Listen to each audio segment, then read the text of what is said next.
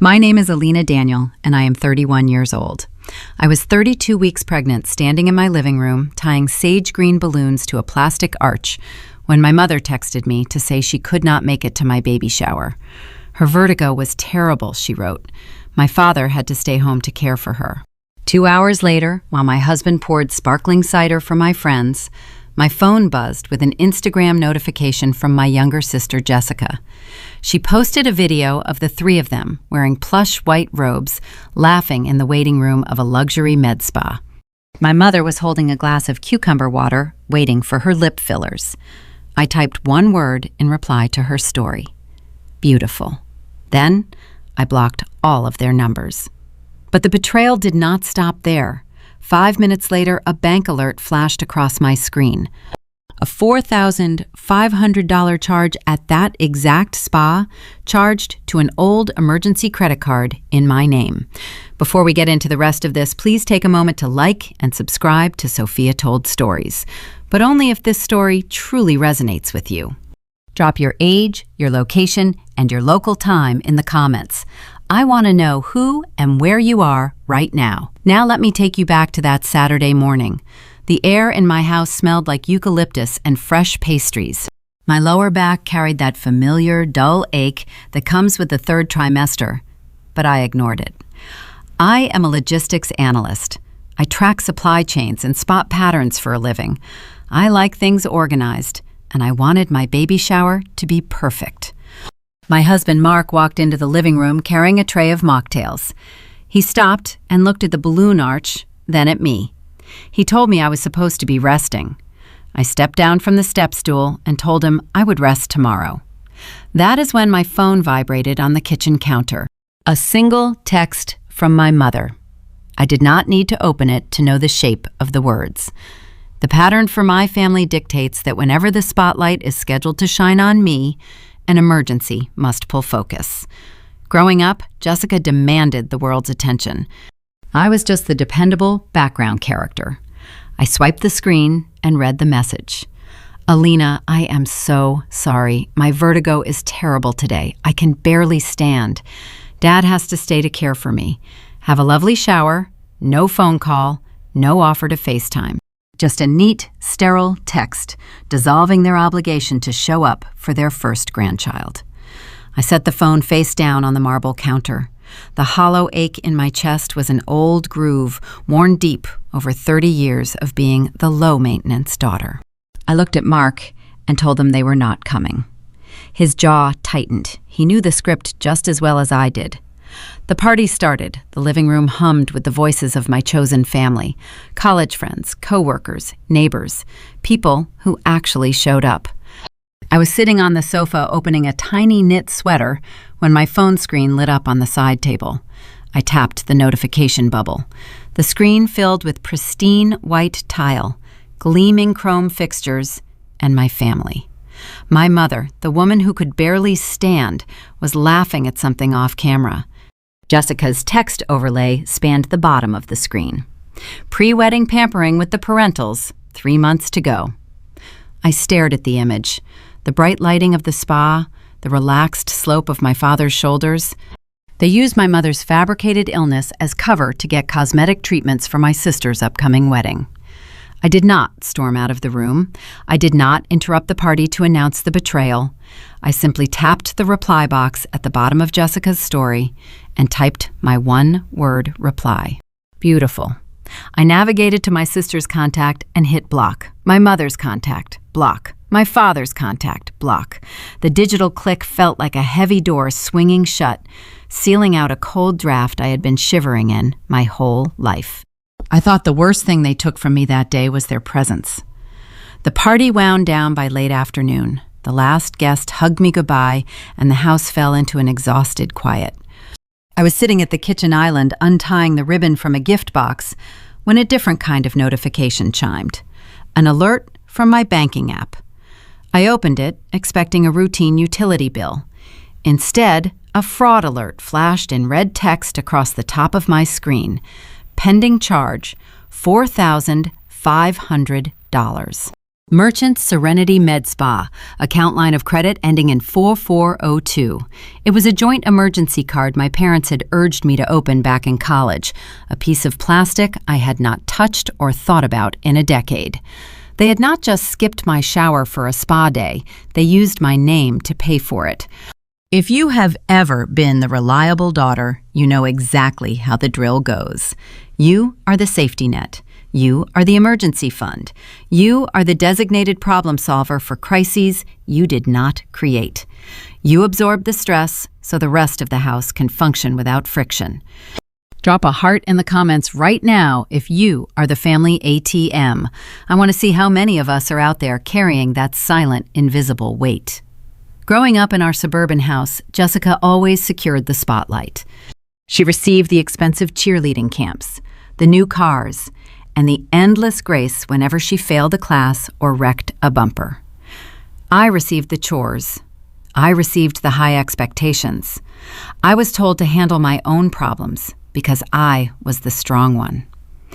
That dynamic did not end when we left home. It merely grew more expensive. Today, I am a senior logistics analyst.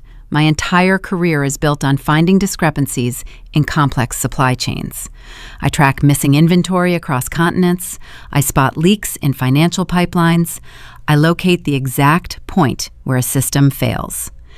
My parents forgot that my professional skill set applies to my personal life. Data does not lie. Numbers leave a trail. The party was still buzzing in the living room. I could hear laughter and the clinking of glasses echoing down the hallway. I excused myself and walked to the master bathroom. I closed the solid oak door behind me and turned the lock. The sudden quiet was heavy, offering a brief sanctuary from the celebration I was supposed to be hosting. I sat down on the cold porcelain edge of the bathtub. My breath was shallow. Inside my stomach, the baby kicked hard against my ribs. It was a sharp, sudden jab, reminding me that I was not just a daughter anymore. I was a mother. I had a perimeter to protect. I pulled my phone from my pocket and opened my banking app. The loading icon spun for 3 seconds. 3 seconds of holding my breath, waiting for the digital confirmation of my family's betrayal. The screen populated with my accounts. My checking account was fine. My primary savings was untouched. Then I scrolled down to the bottom of the dashboard. There was an old joint line of credit. My parents had convinced me to open it 12 years ago during my sophomore year of college. We sat in a local bank branch, and they told me it was strictly for emergencies: a flat tire, a broken laptop, or a sudden medical bill. I agreed to list them as authorized users because I trusted them. I had not seen the physical plastic card in a decade. I assumed it was closed, deactivated by years of inactivity. I was wrong. The dashboard displayed a bold red number: pending charge, $4,500. The merchant listed was Serenity Med Spa. I sat in the quiet bathroom and let the reality sink into my bones. My mother claimed she was too dizzy to stand. My father claimed he was chained to her bedside, acting as her dedicated caregiver. They skipped the celebration of my first child to sip cucumber water in plush robes. But the insult of their absence was not enough for them. They decided to make me pay for the privilege of being abandoned. They kept that old credit card number, waiting for the perfect moment to fund their luxury excursion. My sister was getting married in 3 months. She constantly posted about her high society lifestyle and her lavish destination wedding. Now I knew exactly how they were funding the pre-wedding pampering. They were stealing from the pregnant sister they ignored. 10 years ago, I would have called them. I would have cried over the phone. I would have asked why they treated me this way. I would have absorbed the cost to keep the peace and swallowed the pain just to maintain the illusion of a happy family. I did not do any of that today. I did not send a warning text. I did not demand an apology. I tapped the pending transaction. A menu popped up with various options. I scrolled down and selected Report Fraud. The app asked if the physical card was stolen or if the account number was compromised. I chose compromised. A warning prompt appeared on the screen confirming that this action would immediately and permanently freeze the entire account, locking out all authorized users and declining any pending authorizations. I did not hesitate. I pressed confirm. The screen refreshed. The red text turned gray. A digital lock icon appeared next to the account name. Status: frozen.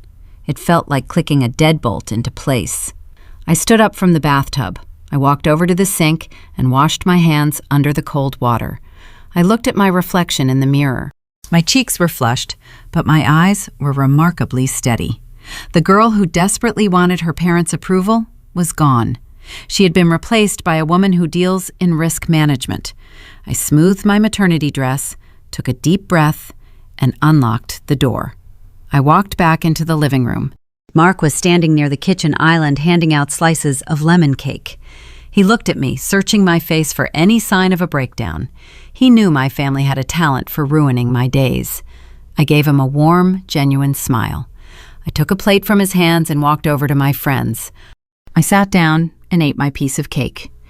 It tasted like lemon and buttercream and sweet, quiet victory.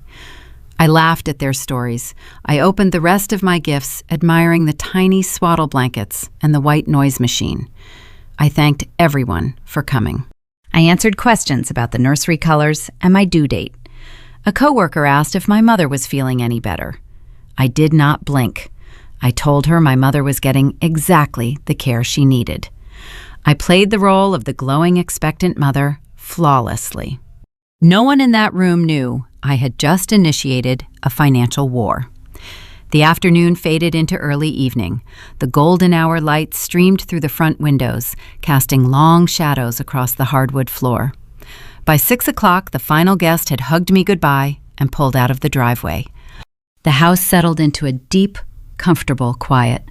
The sage green balloons shifted slightly in the air conditioning. Empty gift boxes and neatly folded wrapping paper sat in piles near the fireplace. Mark was in the kitchen loading the dishwasher. The sound of running water and the gentle clinking of ceramic plates was the only noise in the house. I sat on the sofa, resting my swollen feet on the coffee table. I felt a strange sense of peace settling over me. The fake harmony I had maintained with my family for 3 decades was finally over. The truth was out in the open, even if they did not know I had found it yet. I closed my eyes, leaning my head back against the cushions. I was ready to enjoy the rest of my evening in silence. Then a sharp noise shattered the quiet. A cell phone rang. It was not my phone. It was Mark's phone, resting face up on the kitchen island. The generic ringtone echoed sharply against the tile backsplash. Mark wiped his hands on a dish towel and picked up the device. He looked at the screen, his brow furrowed, forming a tight line of confusion and concern. He looked over at me sitting on the couch. "It is your dad," he said. The phone kept ringing, frantic and demanding, filling the quiet house with the desperate sound of a man who just realized his free ride was over. The sudden ringing of the cell phone shattered the quiet of the kitchen. Mark looked down at the screen resting on the island. He did not say a word at first. He just picked up the device and turned the screen toward me. The caller ID displayed a single name: Richard, my father. We stared at the glowing letters. For 30 years, that name appearing on a screen meant an obligation.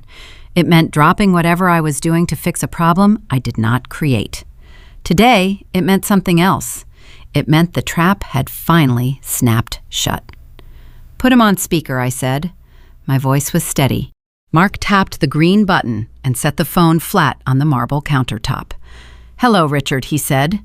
My father did not offer a greeting. His voice burst through the small speaker, high-pitched and breathless. He sounded like a man drowning in his own embarrassment. "Mark, is Alina there? We have a situation. A serious emergency." I leaned forward on the sofa, but kept my mouth shut. Mark caught my eye and gave a single, slow nod. He was acting as my shield. "Alina is resting Richard. What is the emergency?" "We are at the spa," my father said. His words tumbled over each other, frantic and disorganized. "There's been some kind of ridiculous bank error. Her card got declined. The front desk manager is being entirely unreasonable. She's threatening to call the police for theft of services. You need to get Alina right now. Tell her to call her bank and authorize the charge immediately. People are staring at us. I sat in the living room, surrounded by the discarded wrapping paper of my baby shower, and listened to the man who helped create me. He did not ask how the party went. He did not ask if his pregnant daughter was feeling well. He did not offer a single word of apology for missing the celebration of his first grandchild. His only concern was the public humiliation of a declined transaction at a luxury cosmetic clinic. He just needed his wallet reopened. He viewed me not as a person, but as a compromised utility line that needed troubleshooting. Mark did not raise his voice. He did not lecture my father on morality. He simply delivered the facts with the clinical precision of a surgeon. Alina is resting, Mark repeated. His tone was a flat, unyielding wall. Her credit card was compromised earlier today. Someone attempted to make a fraudulent charge, so she froze the account. Good luck handling the manager, Richard. Mark reached out and tapped the red button. The call ended. The kitchen returned to silence. We did not celebrate. We did not laugh at their predicament. The reality of the situation was too dark for that. My parents and my sister were currently standing in the lobby of a high-end clinic, wearing plush robes, facing the police because they tried to steal from me. I swung my legs off the sofa and stood up. The dull ache in my lower back flared, but my mind was moving too fast to care. In the world of logistics and supply chain management, there is a fundamental rule. One isolated anomaly is a glitch. Two anomalies form a pattern. A compromised, dormant credit account was an anomaly. But the sheer audacity required to use it for an in-person cosmetic procedure pointed to a much deeper pattern of financial entitlement. If they were reckless enough to charge $4,500 on a card they did not own, what else were they hiding? What other boundaries had they crossed while I was busy playing the role of the compliant, reliable daughter? I walked past Mark and grabbed my laptop from the home office. I carried it back to the kitchen island and opened the silver lid.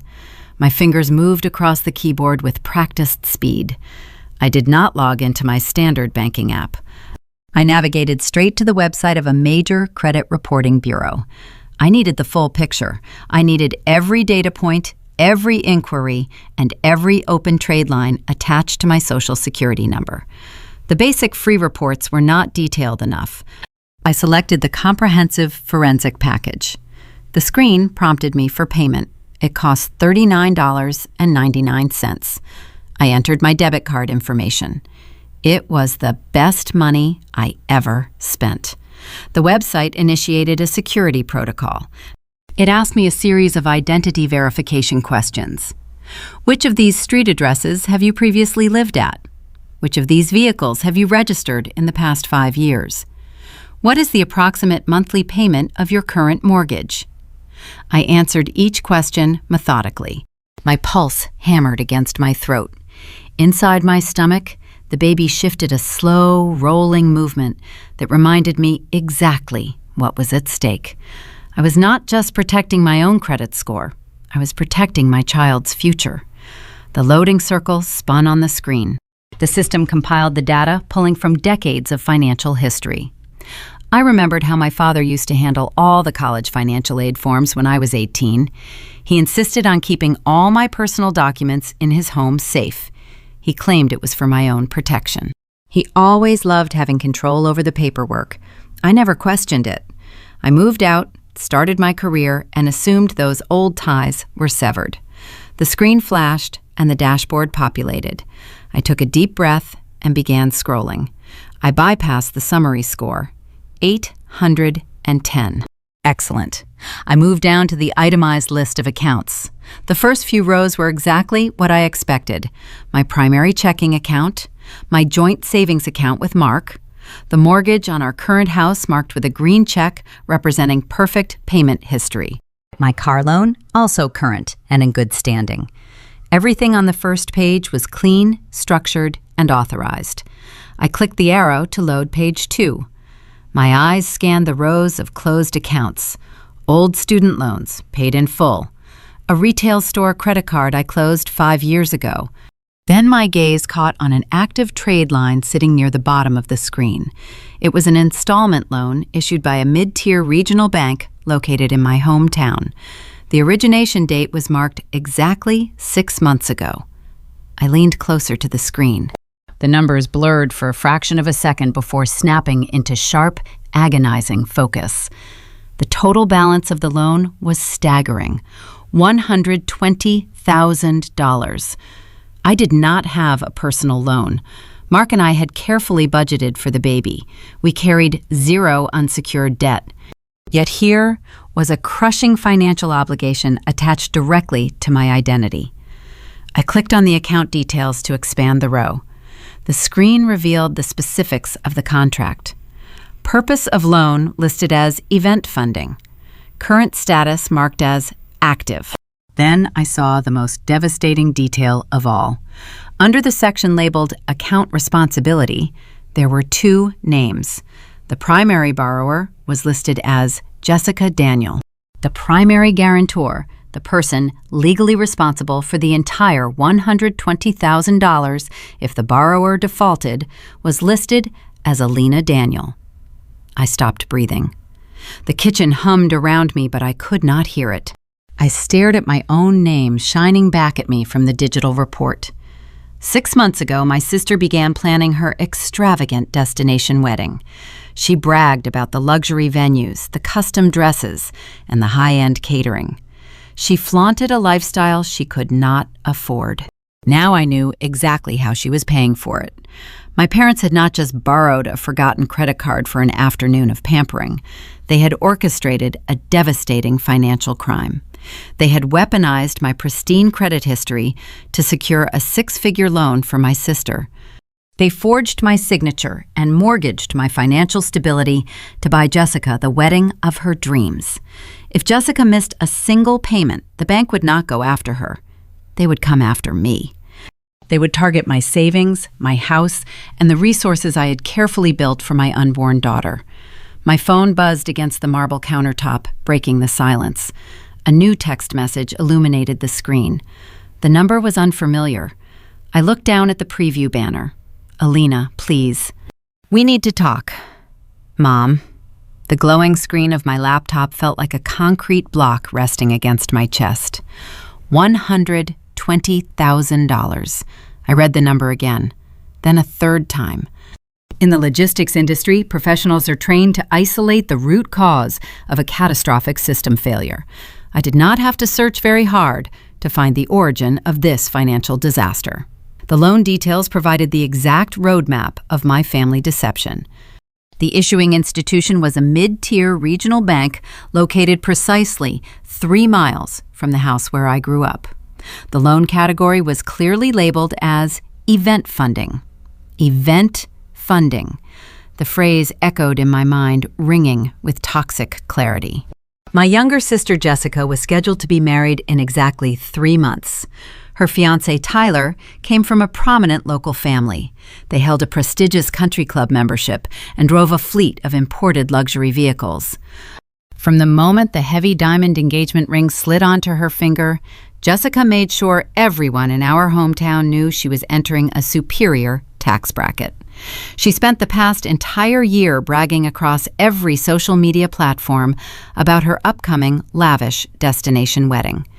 She constantly boasted about the imported floral arrangements, the custom-tailored designer gown, and the high-end catering menu featuring imported caviar. She claimed Tyler's wealthy family was handling the complicated logistics, but she insisted on contributing her fair share to the extravagant celebration. Now, the dark truth was staring back at me in stark black text. Tyler's family was not footing the bill. My perfect 810 credit score was carrying my sister extravagant vanity project. I was the silent, invisible benefactor of a fairy tale I was not even invited to properly celebrate. I pressed the keyboard shortcut to print the document. The wireless printer in the corner of the home office whirred to life. The mechanical hum felt excessively loud in the quiet house. I walked over and pulled the pages from the plastic output tray. The paper was still warm against my fingertips. I held the physical proof of my parents' treason. Holding the warm pages made the abstract numbers horrifyingly real. If Jessica or my parents missed a single monthly payment, the regional bank would not care about complicated family dynamics. The bank executives would not care that my signature was forged. They would execute their legal right to collect the debt. My house was on the line. The savings account Mark and I had carefully built for our baby was vulnerable. My unborn child's entire future had been secretly mortgaged so my sister could pretend to be a wealthy socialite for one weekend. I walked back to the kitchen island. Mark was watching me closely. He saw the permanent shift in my posture. He saw the printed pages gripped tightly in my hand. I handed him the loan summary without speaking. He read the top line and his face instantly drained of color. He looked up at me and asked if I had ever authorized this transaction. I shook my head. I told him I had never seen this document before in my life. I had never spoken to a loan officer at that regional bank. I had never signed a single piece of paper authorizing event funding. My parents knew my Social Security number by heart. They possessed all my legacy financial records from my college years. They had the historical data required to pass basic security verification checks. But a personal loan of this staggering magnitude required a signature. It required legal, documented consent. They had crossed the boundary from toxic entitlement into severe criminal activity. I needed a professional. I needed someone who operated entirely without emotion. I picked up my phone and dialed a number I knew by heart. Sarah was my roommate during our sophomore year of college. While I was analyzing supply chain algorithms, she was dissecting complex case law. Today, Sarah is a corporate fraud attorney at a ruthless firm in downtown Chicago. She spends her grueling days dismantling white-collar criminals and recovering stolen assets for major corporate clients. She is sharp, unsentimental, and fiercely loyal. She answered on the second ring. I did not bother with polite pleasantries. I told her I was sending an encrypted document to her secure email address, and I needed her to review a fraudulent loan origination. Sarah did not ask about my baby shower. She heard the cold precision in my voice and immediately matched my professional tone. She told me to send the file and give her 10 minutes to run a background trace. I ended the call. Mark and I stood in the kitchen, waiting for the verdict. The silence stretched tight across the room. The warm afternoon sun began to dip below the distant tree line, casting long, dark shadows across the hardwood floor. I looked down the hallway toward the nursery. I saw the edge of the white crib I had assembled just last week. I felt a fierce, protective anger crystallize deep inside my chest. My family had always viewed my reliability as a weakness. They calculated that I would just absorb this enormous debt to protect them from the legal fallout. They severely misjudged me. I was no longer the compliant daughter eager to keep the peace. My phone rang, shattering the quiet kitchen. The screen displayed Sarah's name. I answered the call and put her on speaker so Mark could hear the analysis. Alina's her voice sounded distinctly different. It had dropped an entire octave. The casual friendliness of my old college roommate was gone entirely. She was operating in full litigator mode, executing her job with surgical precision. "I am listening," I said. I pulled the metadata from the electronic signature file attached to this specific loan, Sarah explained. When a digital document is executed, the software logs the exact time, date, and network location of the signing party. The regional bank verified this contract using a standard electronic signature platform. She paused. I could hear the faint rhythmic sound of her typing on her mechanical keyboard. "The network address attached to your signature does not match your current residence," Sarah continued. "I ran a geographic trace on the network identifier. It pings directly to a residential broadband router in your hometown. Specifically, it traces directly to your parents' home address." Mark placed his hands flat on the cold marble counter. I closed my eyes and took a slow, measured breath. "This is not a simple misunderstanding," Sarah said. "This is not a family favor gone wrong. Alina, This was signed electronically using an internet protocol address traced to your parents' house. It is felony fraud. It covers identity theft, bank fraud, and wire fraud. If the federal authorities look at this paperwork, your parents are facing mandatory minimum sentencing in a federal facility. The legal weight of her words anchored me to the floor. My parents had not just skipped my baby shower to enjoy a luxury spa day. They had not just lied about a medical condition to go get cosmetic injections. They had actively mortgaged my financial future to buy my sister love. They committed a federal crime to fund a lavish party. "What are my options?" I asked, keeping my voice perfectly level. "You have two paths," Sarah replied. "Path 1 involves absorbing the fraudulent debt and becoming legally responsible for your sister's expensive lifestyle. Path 2 involves filing a formal police report, submitting an affidavit of forgery, and serving your family with a severe legal warning.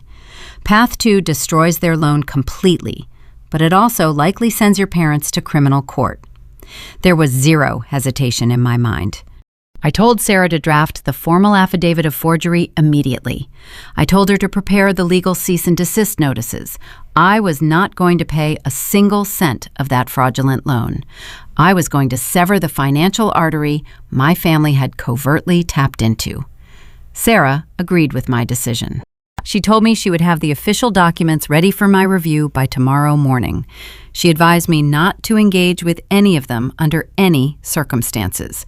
No phone calls, no text messages, no emotional arguments. Any communication could be twisted and used by their future defense attorney to imply consent. She told me to document everything and stay entirely silent. I thanked her and ended the call. Mark wrapped his arms around my shoulders, holding me tight. He told me we were going to handle this situation together. He promised me my family would never touch our accounts again. I pulled away slightly and looked down at my glowing phone. I needed to delete their old text threads to clear my inbox and secure my mental peace. But before my finger could press the glass screen, a new notification popped up. It was a text message from a completely unknown phone number. The area code belonged to my hometown. My mother must have realized her primary number was blocked on my device. She had borrowed a phone or downloaded a masking application to bypass the digital wall I built. The message preview illuminated the dark screen, demanding my attention. "Alina, please, we need to talk." "Mom, my name is Alina Daniel, and I am 31 years old." The glowing screen of my phone illuminated the dark bedroom. I stared at the message from the unfamiliar number. "I know you are upset about the shower. Let me make it right. Meet me at the Daily Grind tomorrow at noon. Just us." The signature read, Mom. She had bypassed the digital blockade I established yesterday. The words were carefully chosen. They offered an illusion of accountability while simultaneously minimizing my anger. She framed my reaction as being merely upset about a missed party. She conveniently omitted the stolen credit card, the forged signature, and the six-figure loan. The phrase, "just us," was the most telling detail. My mother always preferred to isolate her targets. In a private conversation, she could twist facts, rewrite history, and use maternal guilt to force compliance. She relied on my lifelong habit of folding under pressure. She expected me to arrive alone, eager for reconciliation. I replied with a single word, "Okay." But I had no intention of attending that meeting unguarded. I picked up my phone and called Sarah. I read the text message out loud. My former college roommate did not hesitate. She told me to send her the address of the coffee shop. She promised to meet me there 15 minutes early. The next morning, the sky was a flat, unforgiving gray. I dressed carefully, choosing a tailored maternity blazer and dark trousers. I wanted to look sharp and impenetrable. My husband, Mark, offered to drive me. He paced the kitchen, running his hands through his hair, asking if I was sure about doing this. I told him I needed to look her in the eye. I needed to see exactly how far she was willing to go to protect her favorite child. Mark dropped me off in front of the Daily Grind. The coffee shop sat on a busy corner downtown, surrounded by glass office buildings and high-end retail stores. It was neutral ground. My mother always chose public places for difficult conversations. She calculated that my inherent politeness would prevent me from causing a scene. She weaponized social etiquette to keep me quiet. Sarah was waiting by the front door. She wore a pristine charcoal suit holding a leather briefcase. She looked like a predator walking into a familiar hunting ground. We stepped inside the bustling cafe. The air smelled of roasted espresso beans and toasted bread. The hiss of the steam wand cut through the low murmur of morning conversations. We claimed a small round table in the far back corner. I went to the counter and ordered a decaf latte. When I took my first sip, the warm liquid tasted like ash. My stomach churned, but I forced myself to sit upright. I folded my hands on the table and waited. At precisely noon, the front door swung open. My mother walked in. She looked immaculate. Her blonde hair was professionally styled. She wore a tailored cashmere coat and a pair of oversized designer sunglasses. Those sunglasses caught the overhead light, and a bitter realization hit me. I recognized the luxury brand logo gleaming on the frames. They were the exact style Jessica had been begging for last Christmas.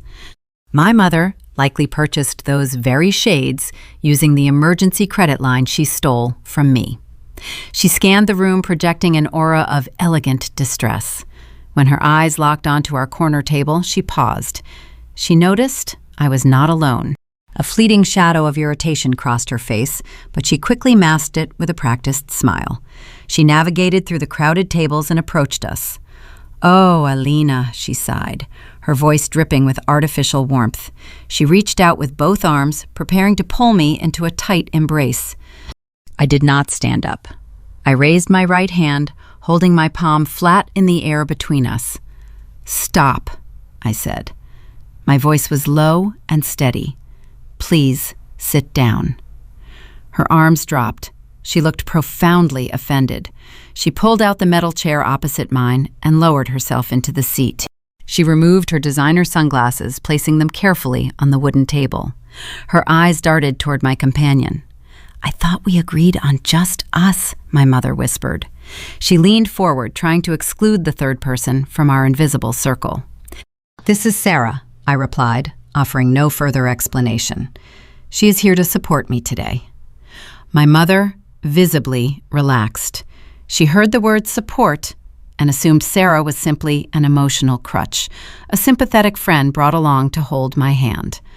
My mother underestimated her audience. She adjusted her posture, preparing to deliver her prepared script. "Alina," she began, her tone dropping into a gentle, pleading register, "I need you to listen to me. The incident at the spa yesterday was a terrible mistake. The front desk staff confused our accounts. I was so dizzy from my vertigo, I handed them the wrong plastic card. I am so sorry for the misunderstanding." She lied with breathtaking ease. The joint emergency account had not issued a physical plastic card in 10 years.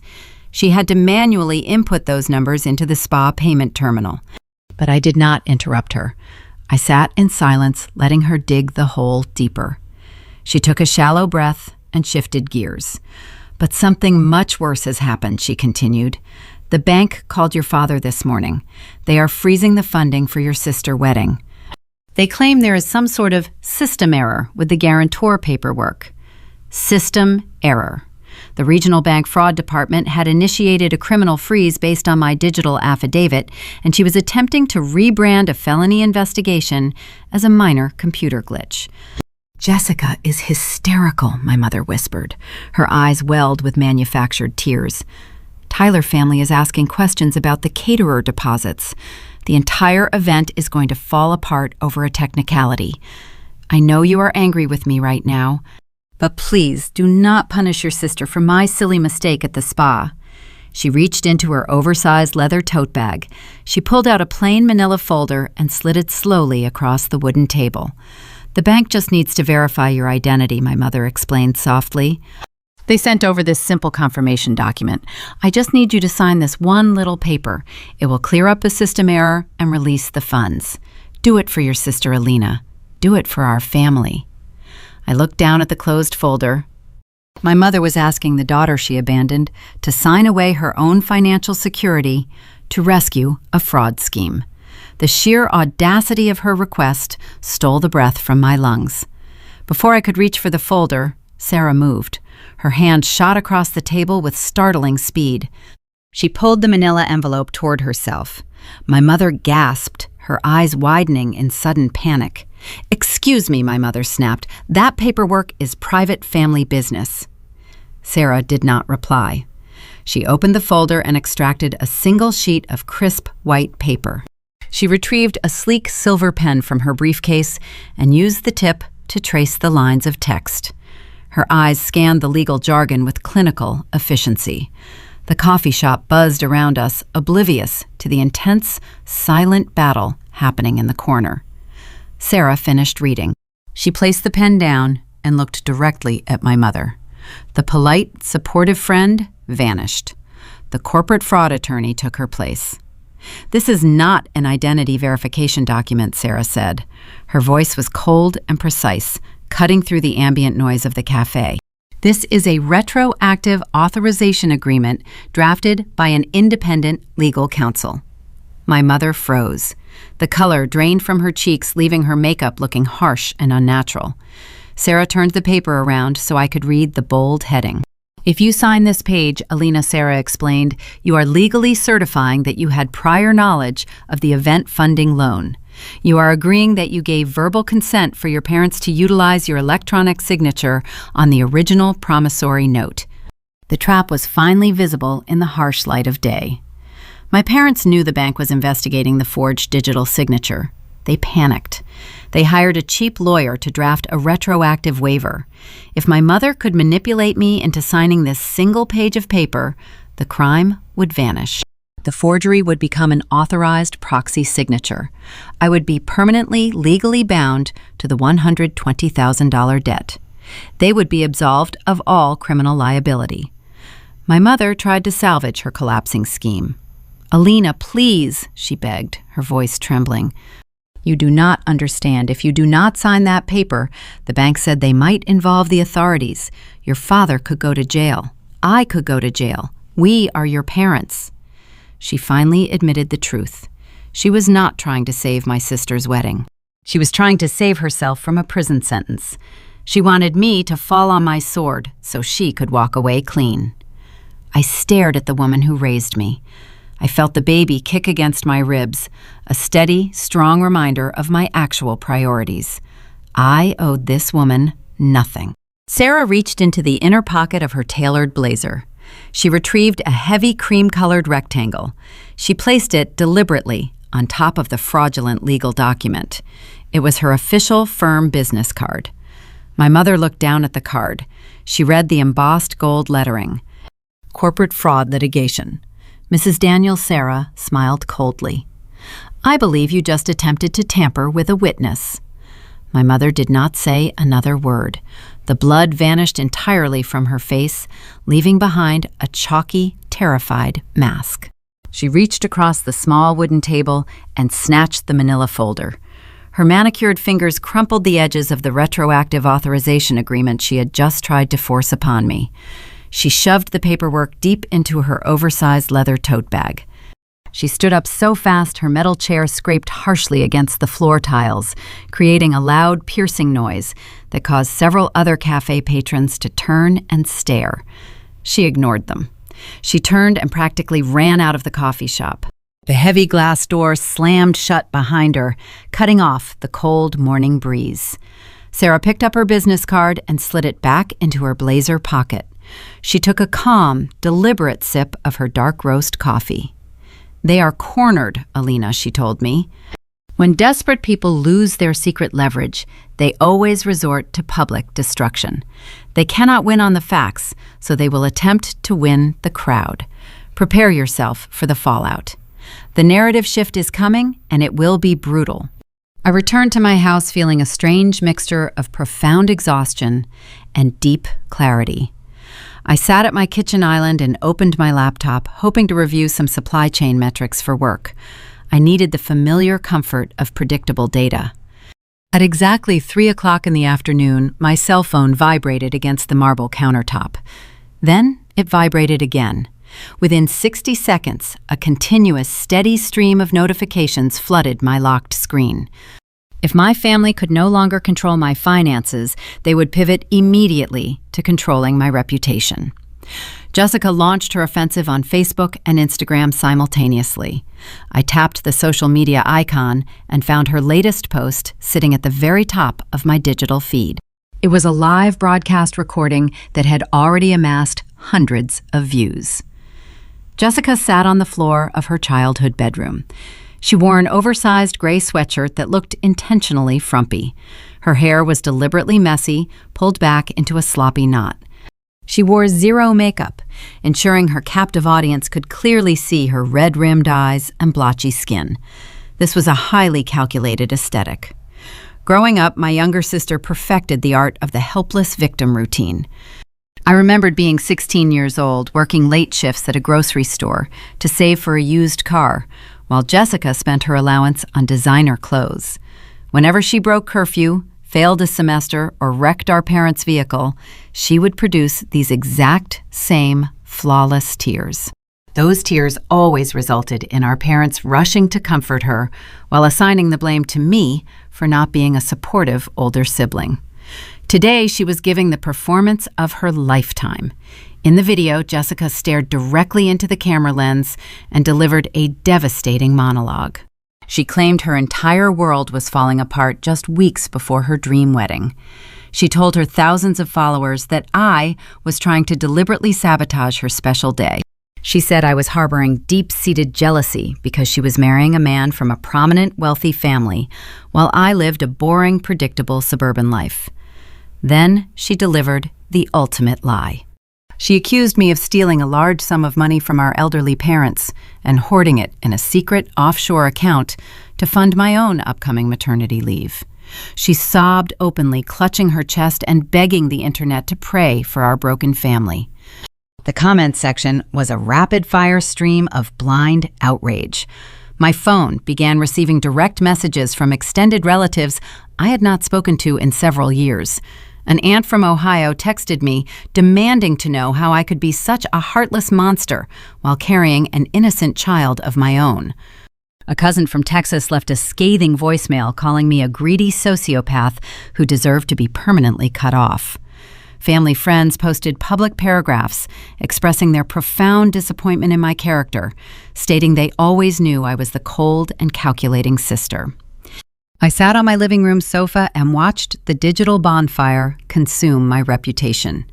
It is a profoundly surreal experience to watch your own flesh and blood cry over a fictional betrayal while she is actively attempting to bankrupt you in the real world. My initial instinct was raw, visceral anger. The injustice burned in my throat. I wanted to fight back. I wanted to open my own social media applications and upload the regional bank loan summary. I wanted to post the forged signature file for everyone to see. I wanted to publish the $4,500 cosmetic spa receipt. I wanted to scream the factual truth into the digital void until everyone understood what my parents had actually done to me. I held my phone tightly in my hands. My thumbs hovered over the glass keyboard, ready to type a brutal, factual rebuttal. But then I stopped. In the logistics industry, we have a strict protocol for handling compromised supply chains. You never attempt to repair a broken system using the same faulty infrastructure that caused the initial collapse. Sarah had shared a similar legal philosophy before we parted ways at the cafe. She told me to never fight a toxic narrative on their chosen turf. Social media is an arena built solely for emotional theater. It is a space where fake tears will always overpower cold spreadsheets.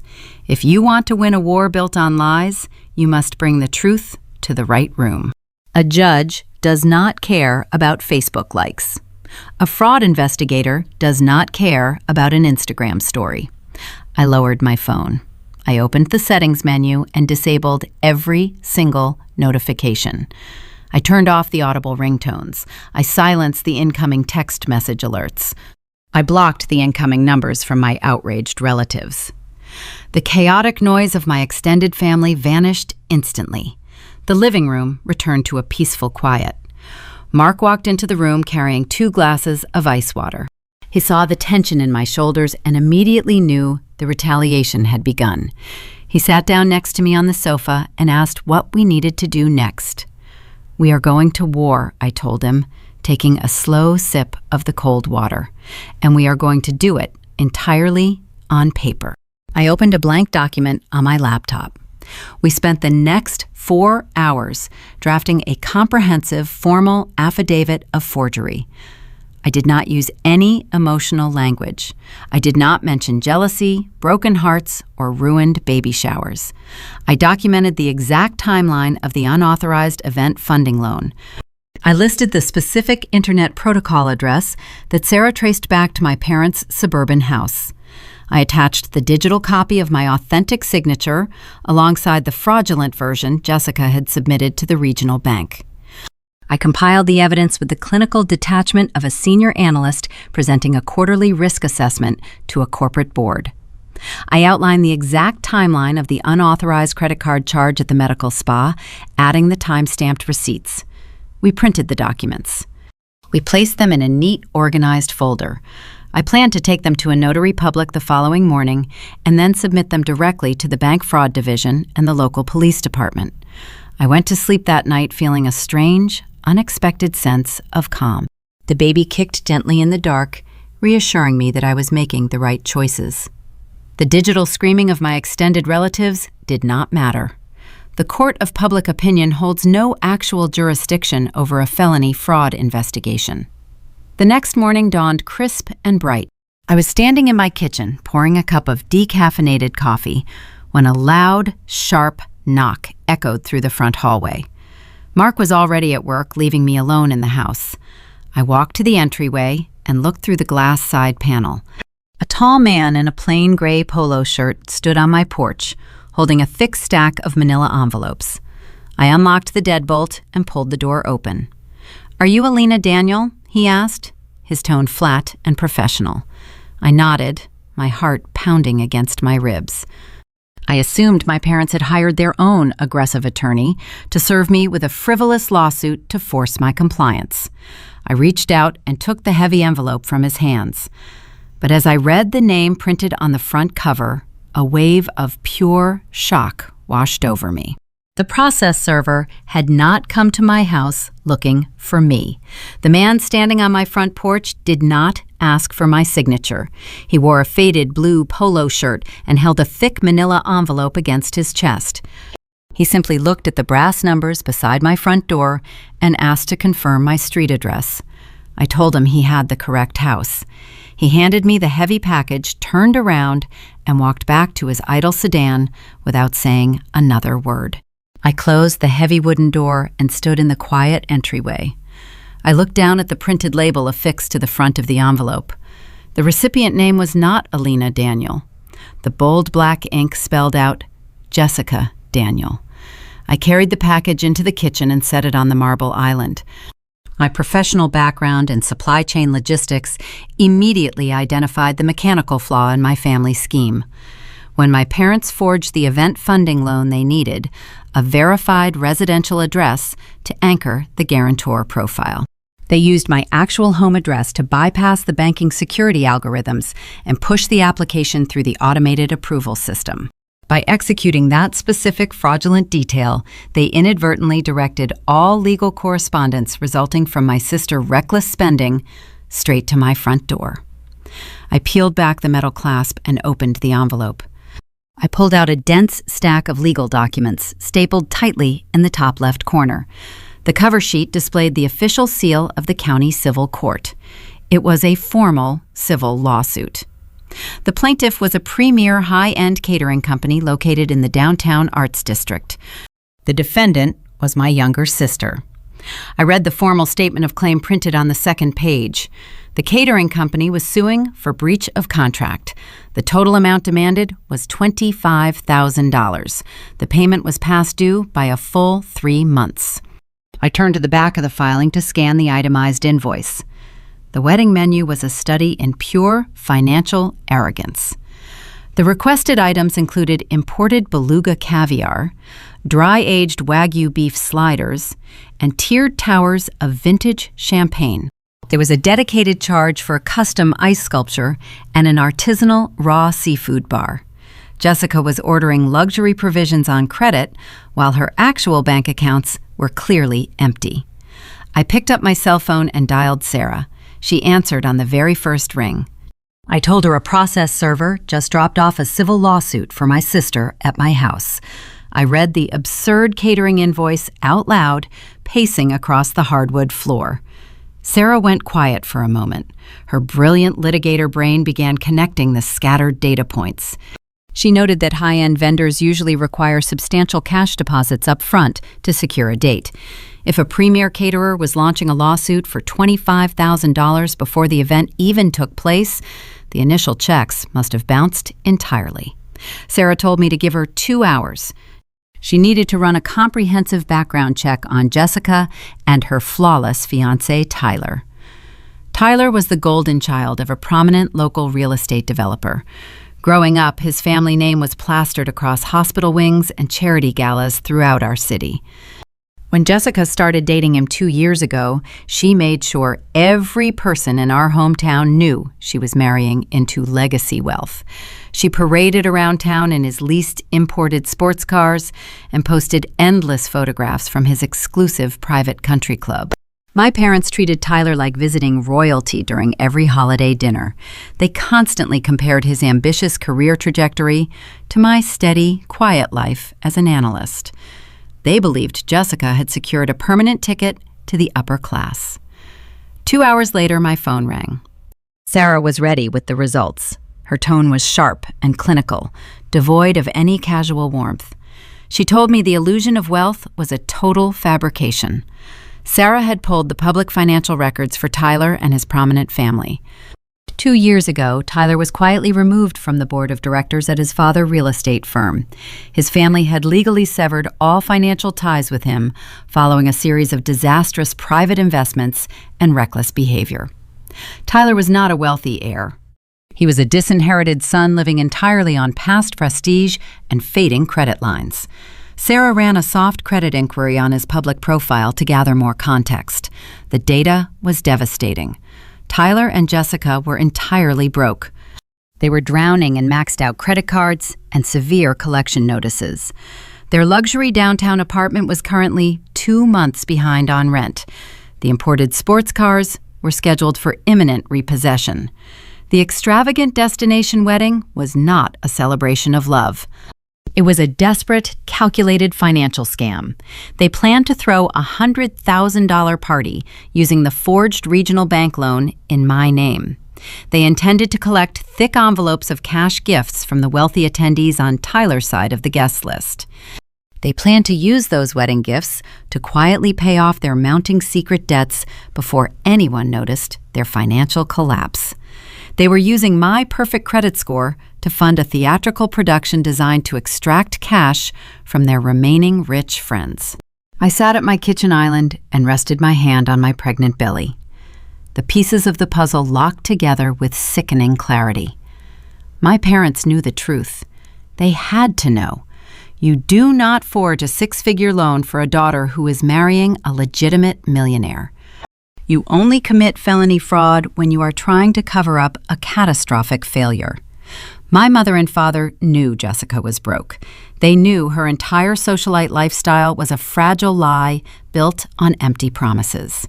Instead of telling her to cancel the extravagant wedding and live within her actual means, my parents chose to sacrifice me. They willingly placed my house, my life savings, and my unborn child's security on the chopping block. They decided my entire future was an acceptable price to pay so Jessica could continue pretending to be wealthy on social media. They viewed my stability as a resource they were entitled to harvest. The cold, analytical part of my brain took complete control of my physical actions. I did not feel sorrow. I did not feel the urge to cry. I felt a sharp, precise focus narrow my vision. I gathered the civil lawsuit papers from the counter. I placed them next to the forged event funding loan documents I printed yesterday. I retrieved the $4,500 cosmetic spa receipt from my digital files. I took the stack of evidence into my home office. I scanned every single physical page into my computer.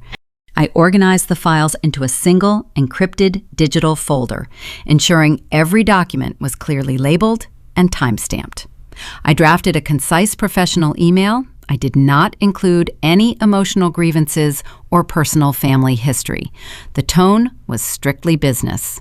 I simply stated that I was providing physical evidence of identity theft, wire fraud, and civil default connected to the fraudulent loan originating from their specific branch. I addressed the email directly to the primary fraud investigator at the regional bank. Sarah had provided his direct contact information during our earlier phone call. I attached the encrypted file containing the undeniable proof of my family deception. I verified the recipient email address one final time to ensure perfect accuracy. Then I clicked send. The digital progress bar flashed across the screen for a fraction of a second and vanished. The evidence was officially out of my hands and inside the banking system. The clock started ticking.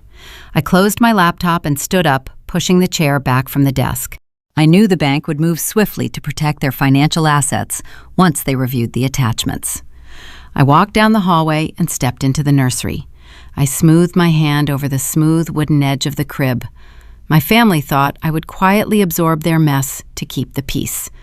They were about to learn what happens when a logistics expert decides to dismantle a broken supply chain. A few days passed in tense, quiet anticipation. The digital silence was heavy with impending consequence. Then the legal machinery finally ground into motion, bringing a swift resolution they never anticipated. 2 days after I sent the encrypted file to the regional bank, my legal counsel executed the next phase of our strategy. Sarah did not send a polite email. She utilized a professional process service to deliver formal cease and desist orders directly to my parents and my younger sister. The couriers arrived at their respective front doors simultaneously at 9 in the morning. The legal documents were drafted with ruthless precision. Sarah outlined their coordinated financial theft and detailed the potential federal penalties for identity fraud. The final paragraph delivered a crystal-clear ultimatum. Any further unauthorized use of my name, my credit history, or my personal identity would result in immediate criminal prosecution. We stripped away the protective blanket of family loyalty and replaced it with rigid legal consequences. Simultaneously, I submitted my sworn affidavit of forgery to the regional banking institution. The fraud division moved with surprising speed once they received the physical proof of the digital discrepancy. The investigator locked the account within 3 hours of my submission. The staggering $120,000 event funding line was permanently frozen. Not a single cent could be withdrawn. The financial artery supplying my sister fake socialite lifestyle was severed. That evening, I changed into an old, oversized t-shirt and walked into the nursery. I opened a small can of sage green paint and picked up a narrow brush. I spent 3 hours carefully painting the final trim around the baseboards. The house was quiet, save for the rhythmic brushing sound against the wood. I looked down at my hands gripping the wooden handle. My fingers did not tremble. They were perfectly steady. For 3 decades, my body would physically react whenever I disappointed my parents. My chest would tighten and my hands would shake. I was conditioned to fear their disapproval more than I valued my own peace. But sitting on the floor of my unborn daughter room, I felt a profound stillness. I was building a safe environment for my child, and I refused to let my toxic relatives contaminate it. The fear was gone, replaced by a cold, unyielding resolve. The following 48 hours were defined by a deafening silence. My blocked phone received no incoming calls. My email inbox remained empty. The sudden quiet was heavy, indicating that reality was finally setting in for my relatives. They were officially cut off from their reliable, automated teller machine. They could no longer harvest my resources to fund their vanity projects. However, individuals who rely on manipulation rarely surrender with grace. When you build a sturdy wall blocking their usual path, they do not turn around and walk away. They simply search for an unlocked back door. My father realized he could no longer reach me directly, so he decided to target my husband. Mark works as a senior commercial architect for a firm located just outside the downtown district. His entire career centers on designing buildings capable of withstanding extreme external pressure. He calculates load-bearing walls and reinforces structural foundations. He applies that exact same logical approach to our personal life. He provides a steady grounding force whenever my family attempts to manufacture chaos. My father drove to Mark's office building on a Thursday afternoon. He parked his sedan near the exit gate and waited for my husband to finish his shift. When Mark walked out to the employee parking lot, he found Richard leaning against the driver's side door of our car. My father did not look like the confident man who bragged at country club dinners. His shoulders were slumped and his face was pale. As Mark approached, Richard began to weep. It was not a quiet, subtle display of emotion. He sobbed openly, pleading for sympathy. "Mark," he cried, raising his hands in a gesture of desperate surrender, "you have to help us. You have to talk some sense into Alina. She is destroying her sister's future over a simple misunderstanding. We are family, Mark. You cannot let her tear us apart like this." My father assumed Mark would feel uncomfortable witnessing an older man cry. He calculated that my husband would step in as a peacemaker to calm the situation. He severely underestimated the man I married. Mark did not offer a comforting hug. He did not lower his voice to soothe the manufactured distress. Mark reached into his leather briefcase and retrieved a crisp white envelope. He had anticipated this exact scenario. He pulled out a printed duplicate of the cease and desist order Sarah had drafted. He extended his arm and pressed the thick paper directly against my father's chest, forcing Richard to take it. My husband looked the weeping man straight in the eyes. His voice was calm, flat, and devoid of any warmth. "Richard," he said, holding his gaze steady, "your daughter is resting safely inside her home. Your fraudulent loan is canceled. If you ever come near my wife, my child, or my property again, I will have you arrested for trespassing. Get away from my car." My father stopped crying instantly. The tears evaporated the moment he realized his emotional performance had failed to secure the desired result. He stared at Mark, searching for any trace of hesitation. He found nothing but cold, hard boundaries. Richard lowered his head, turned around, and walked back to his vehicle in silence. The back door was officially nailed shut. The fallout from the frozen loan cascaded rapidly through my sister's social circle. Tyler's wealthy parents had already refused to contribute to the extravagant celebration. Now the primary funding source was dead. The luxury catering company canceled their contract following the Unpaid civil lawsuit. The boutique floral designer withdrew their services. The prestigious destination venue released their reserve date back to the general public. The lavish $100,000 wedding was effectively defunded. Jessica's carefully constructed socialite facade crumbled under the weight of her actual poverty. The truth about their mounting secret debts began to circulate among the elite guest list. The fairy tale was over, exposing the harsh reality of their financial ruin. I spent the weekend finalizing the baby hospital bag and organizing the tiny folded clothes in the nursery dresser. The stress of the past week began to fade. I felt a deep, satisfying relief, knowing my credit score was secure and my future was protected. I believed the worst part of the storm had passed. I assumed my swift legal retaliation had successfully contained the damage my family caused. I was wrong. The forgery was only a single layer of a much deeper deception. On Monday morning, I was sitting at my kitchen island, reviewing a logistics report for work. The sunlight streamed through the large bay windows, warming the marble countertops. I took a sip of herbal tea, feeling relaxed and focused. Then my cell phone rang.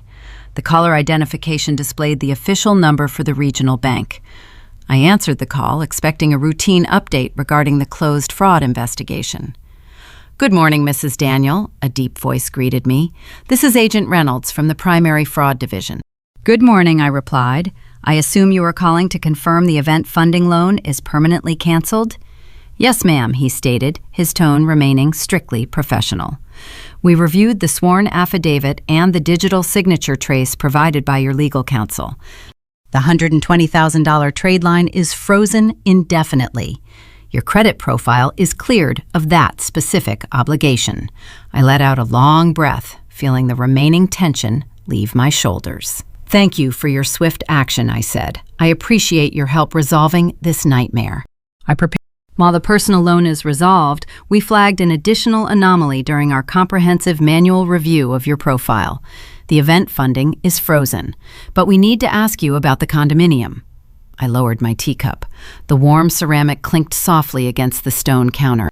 My brow furrowed in genuine confusion. I am sorry, I said slowly. What condominium? The luxury unit located in the downtown arts district? Agent Reynolds replied, reading from his screen. The property title is registered entirely in your name. What condominium? I asked.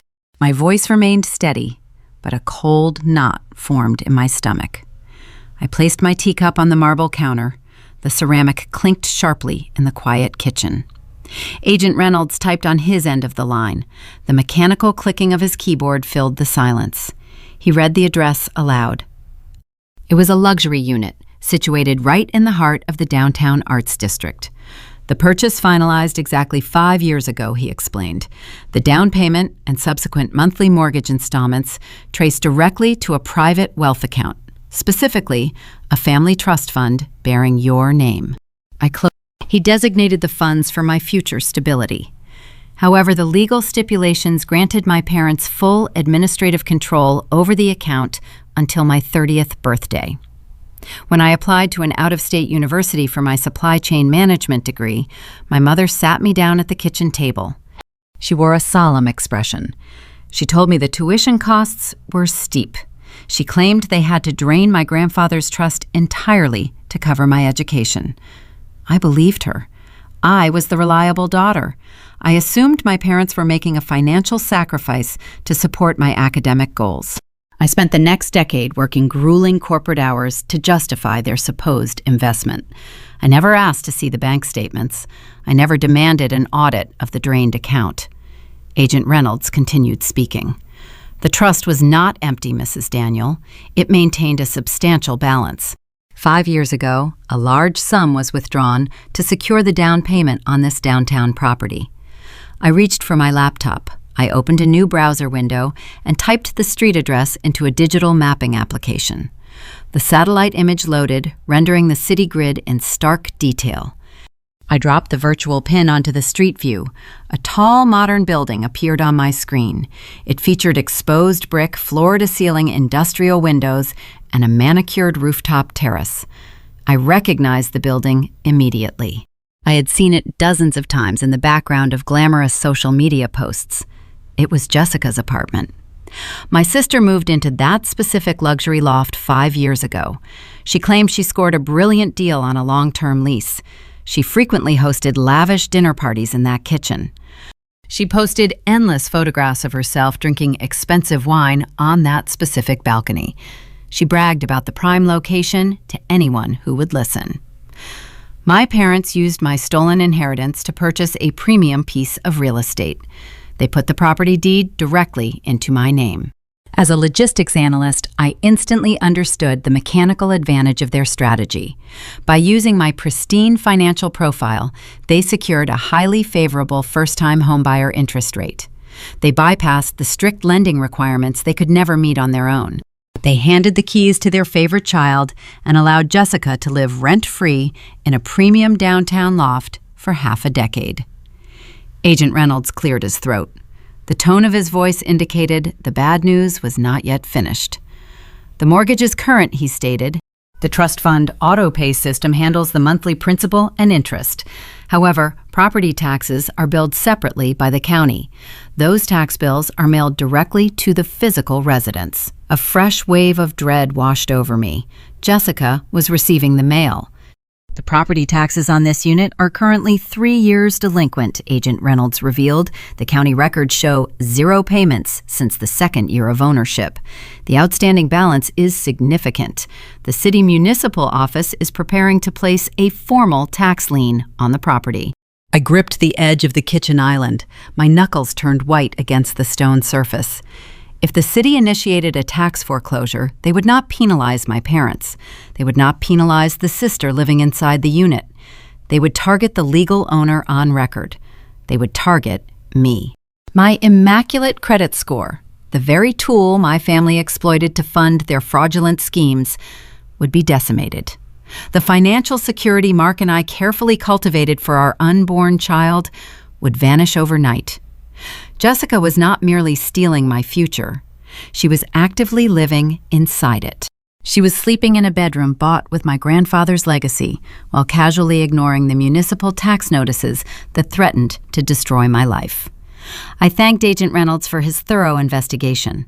I requested a physical copy of all the deed records and trust fund transfer logs. He assured me the documents would be securely transmitted to my legal counsel within the hour. I ended the call and set my phone down. I did not panic. Panic is a chaotic emotion. It clouds judgment and leads to tactical errors. Instead, I felt a profound, icy clarity. The initial sting of the forged wedding loan was a betrayal of my present circumstances. This real estate discovery was a betrayal of my past, my present, and my future. My family had constructed an entire alternate reality using my resources as their hidden foundation. I picked up my phone and dialed Sarah. I did not bother with a greeting when she answered. "I need you to pull the county property records for an address in the Arts District," I said. My voice was eerily calm. Sarah recognized the tone. She did not ask questions. I heard the rapid clicking of her keyboard through the speaker. "Give me the street number," she commanded. I recited the address. I waited while she navigated the municipal database. The silence stretched for a full minute. I watched a pair of birds land on the wooden fence in my backyard. The world outside my window continued its normal, peaceful rhythm, while my internal landscape shifted into a war zone. "I have the deed," Sarah finally announced. Her breathing hitched slightly, indicating she understood the gravity of her discovery. "Who legally owns the condominium?" I asked. Sarah read the official public record. "You do, Alina. You own it 100%. Your parents are not listed anywhere on the title. Jessica is not listed as a tenant. You hold the sole legal right to the property." They were incredibly arrogant. My parents believed I would never discover the hidden trust fund. They assumed I would never run a forensic background check on my own identity. They structured the real estate purchase to benefit from my perfect credit, assuming their secret was buried forever. They handed me the ultimate weapon without realizing the danger. My parents orchestrated a complex financial fraud, but in their rush to secure a luxury apartment for Jessica, they inadvertently handed me a $250,000 asset. I owned the walls she slept within. I owned the floors she walked upon. I owned the roof over her head. "What do you want to do?" Sarah asked. Her tone shifted from an investigative lawyer to a tactical advisor ready to execute my orders. The sun dipped lower in the sky, casting a long shadow across the kitchen. I looked at the dark glass of the microwave door. I saw my own reflection staring back at me. My posture was straight, my shoulders were relaxed. A slow, deliberate smile spread across my face. "If I own the property," I replied, my voice echoing in the quiet room, "then the current occupant is an unauthorized squatter who is deliberately ignoring my property taxes." I paused, letting the undeniable logic settle into the space between us. "Then I would like to issue an eviction notice." Serving a formal notice to vacate a premises to your own sibling is a profoundly surreal experience. You do not send a text message or make a phone call to deliver the news. You hire a professional, independent contractor to execute the procedure. I contacted a reputable legal courier service located in the downtown sector. I provided the required address, the specific unit number, and a copy of the deed proving my rightful ownership. The transaction cost $75. I paid the invoice using my secure checking account. It felt incredibly strange to purchase the mechanism of my sister removal with such casual corporate efficiency. I gave the courier strict instructions. I did not want any verbal warnings provided. I did not want any preliminary discussions. I simply required the 30-day notice to quit to be physically attached to the primary entryway of the luxury loft. I sat at my desk at the logistics firm and visualized the sequence of events. I pictured the courier walking past the modern security desk in the lobby of that expensive building. I imagined him riding the glass elevator to the penthouse floor. I envisioned the bright neon green paper being taped securely against the dark mahogany wood of her front door. In my mind, I saw Jessica stepping out into the hallway later that morning. I pictured her wearing that same plush white monogrammed robe from the medical spa, holding a cup of artisanal coffee, expecting another package delivery. Instead, she would find a legally binding document ordering her to vacate my property. The subsequent explosion of panic was instantaneous. When you construct a sturdy digital wall, toxic individuals will inevitably search for a vulnerable window. My personal cellular device remained blissfully silent thanks to the blocking features I implemented days ago. My parents and my sister could not penetrate that barrier. Therefore, they pivoted their attack to a different target. I was reviewing a quarterly shipping manifest on my dual monitors when my corporate email program chimed. The notification banner slid across the top right corner of my screen. The sender address belonged to my mother. She had bypassed my personal boundaries by invading my professional workspace. I clicked the subject line to open the message. The text was drenched in manufactured desperation. She typed that I was rendering my own sister homeless mere weeks before her wedding day. She asked if I possessed a heart. She demanded that I retract the legal filing immediately and sign the property deed over to Jessica to correct my supposed selfish behavior. She claimed the stress was causing her vertigo to return with terrifying severity. In the past, an email of that nature would have induced a severe panic attack. I would have abandoned my spreadsheets, rushed to the restroom, and splashed cold water on my face while calculating how quickly I could surrender to make her stop hurting. I would have drafted a dozen different apologies, trying to find the precise combination of words to earn back her conditional love. Today, I experienced none of those physical symptoms. My breathing remained deep and even. My heart rate stayed within a normal resting parameter. I highlighted the entire email block. I selected the forward option. I typed Sarah into the recipient line and sent the message directly to my attorney. I did not reply to my mother. I did not attempt to defend my actions or correct her narrative. I treated her emotional manipulation as raw data. Sarah was currently compiling a comprehensive harassment file to present during any future legal proceedings. Every dramatic email, every unhinged voicemail left on Mark's phone, every social media smear campaign contributed to a larger pattern of documented abuse. My family was actively building the prosecution case against themselves. My parents relied heavily on my lifelong habit of retreating to avoid uncomfortable conflict. For 30 years, they trained me to absorb their collateral damage. Whenever Jessica broke a rule, skipped a class, or ruined a family holiday, I was the designated peacekeeper, assigned to smooth the turbulent waters. My mother and father operated under the assumption that if they applied sufficient external pressure, I would eventually cave. They truly believed I would fold under the weight of their collective disappointment. They calculated that I would rather hand over a $250,000 real estate asset than endure their public wrath. They failed to update their psychological profile of my character. I placed my hands on my swelling abdomen, feeling the firm shape of my baby resting beneath my palms. A sharp, protective instinct radiated through my chest. In the animal kingdom, a mother does not apologize for defending her nest. She does not negotiate with predators who attempt to steal her resources. She neutralizes the threat to ensure the survival of her offspring. My parents and my sister represented a direct, tangible threat to the financial security I was building for my child.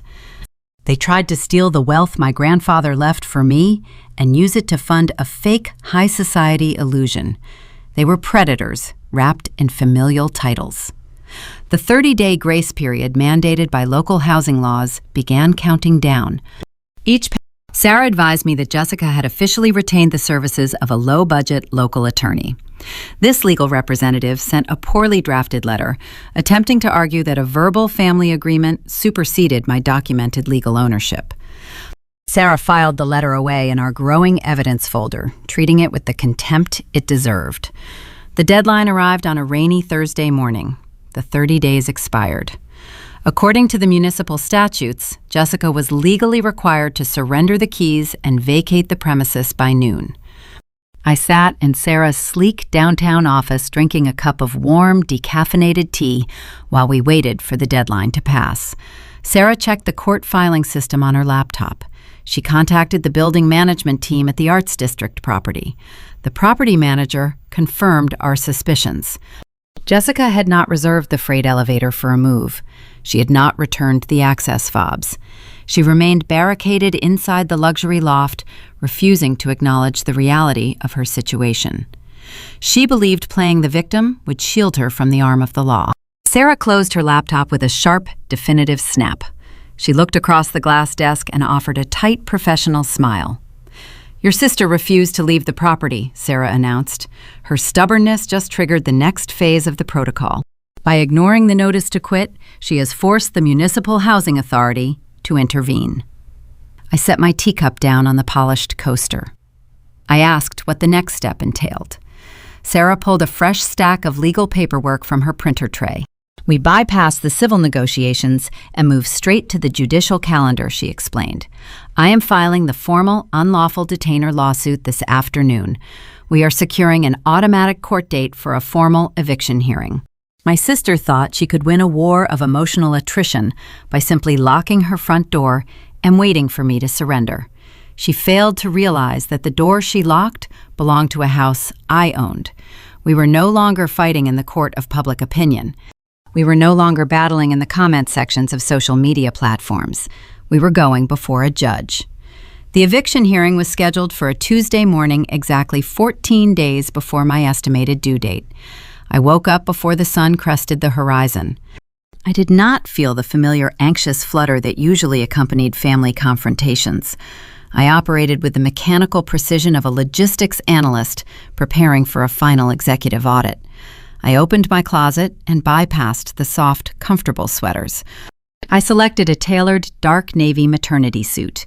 The structured shoulders and sharp lapels served as my physical armor. I pinned my hair back away from my face. I wanted nothing to distract from the cold, hard facts I was about to deliver. Mark drove me to the municipal courthouse. The downtown traffic was heavy, but we navigated the crowded streets in comfortable silence. He parked the car in the adjacent concrete structure and walked beside me, holding my hand. We approached the imposing stone steps of the judicial building. The morning air carried a sharp chill.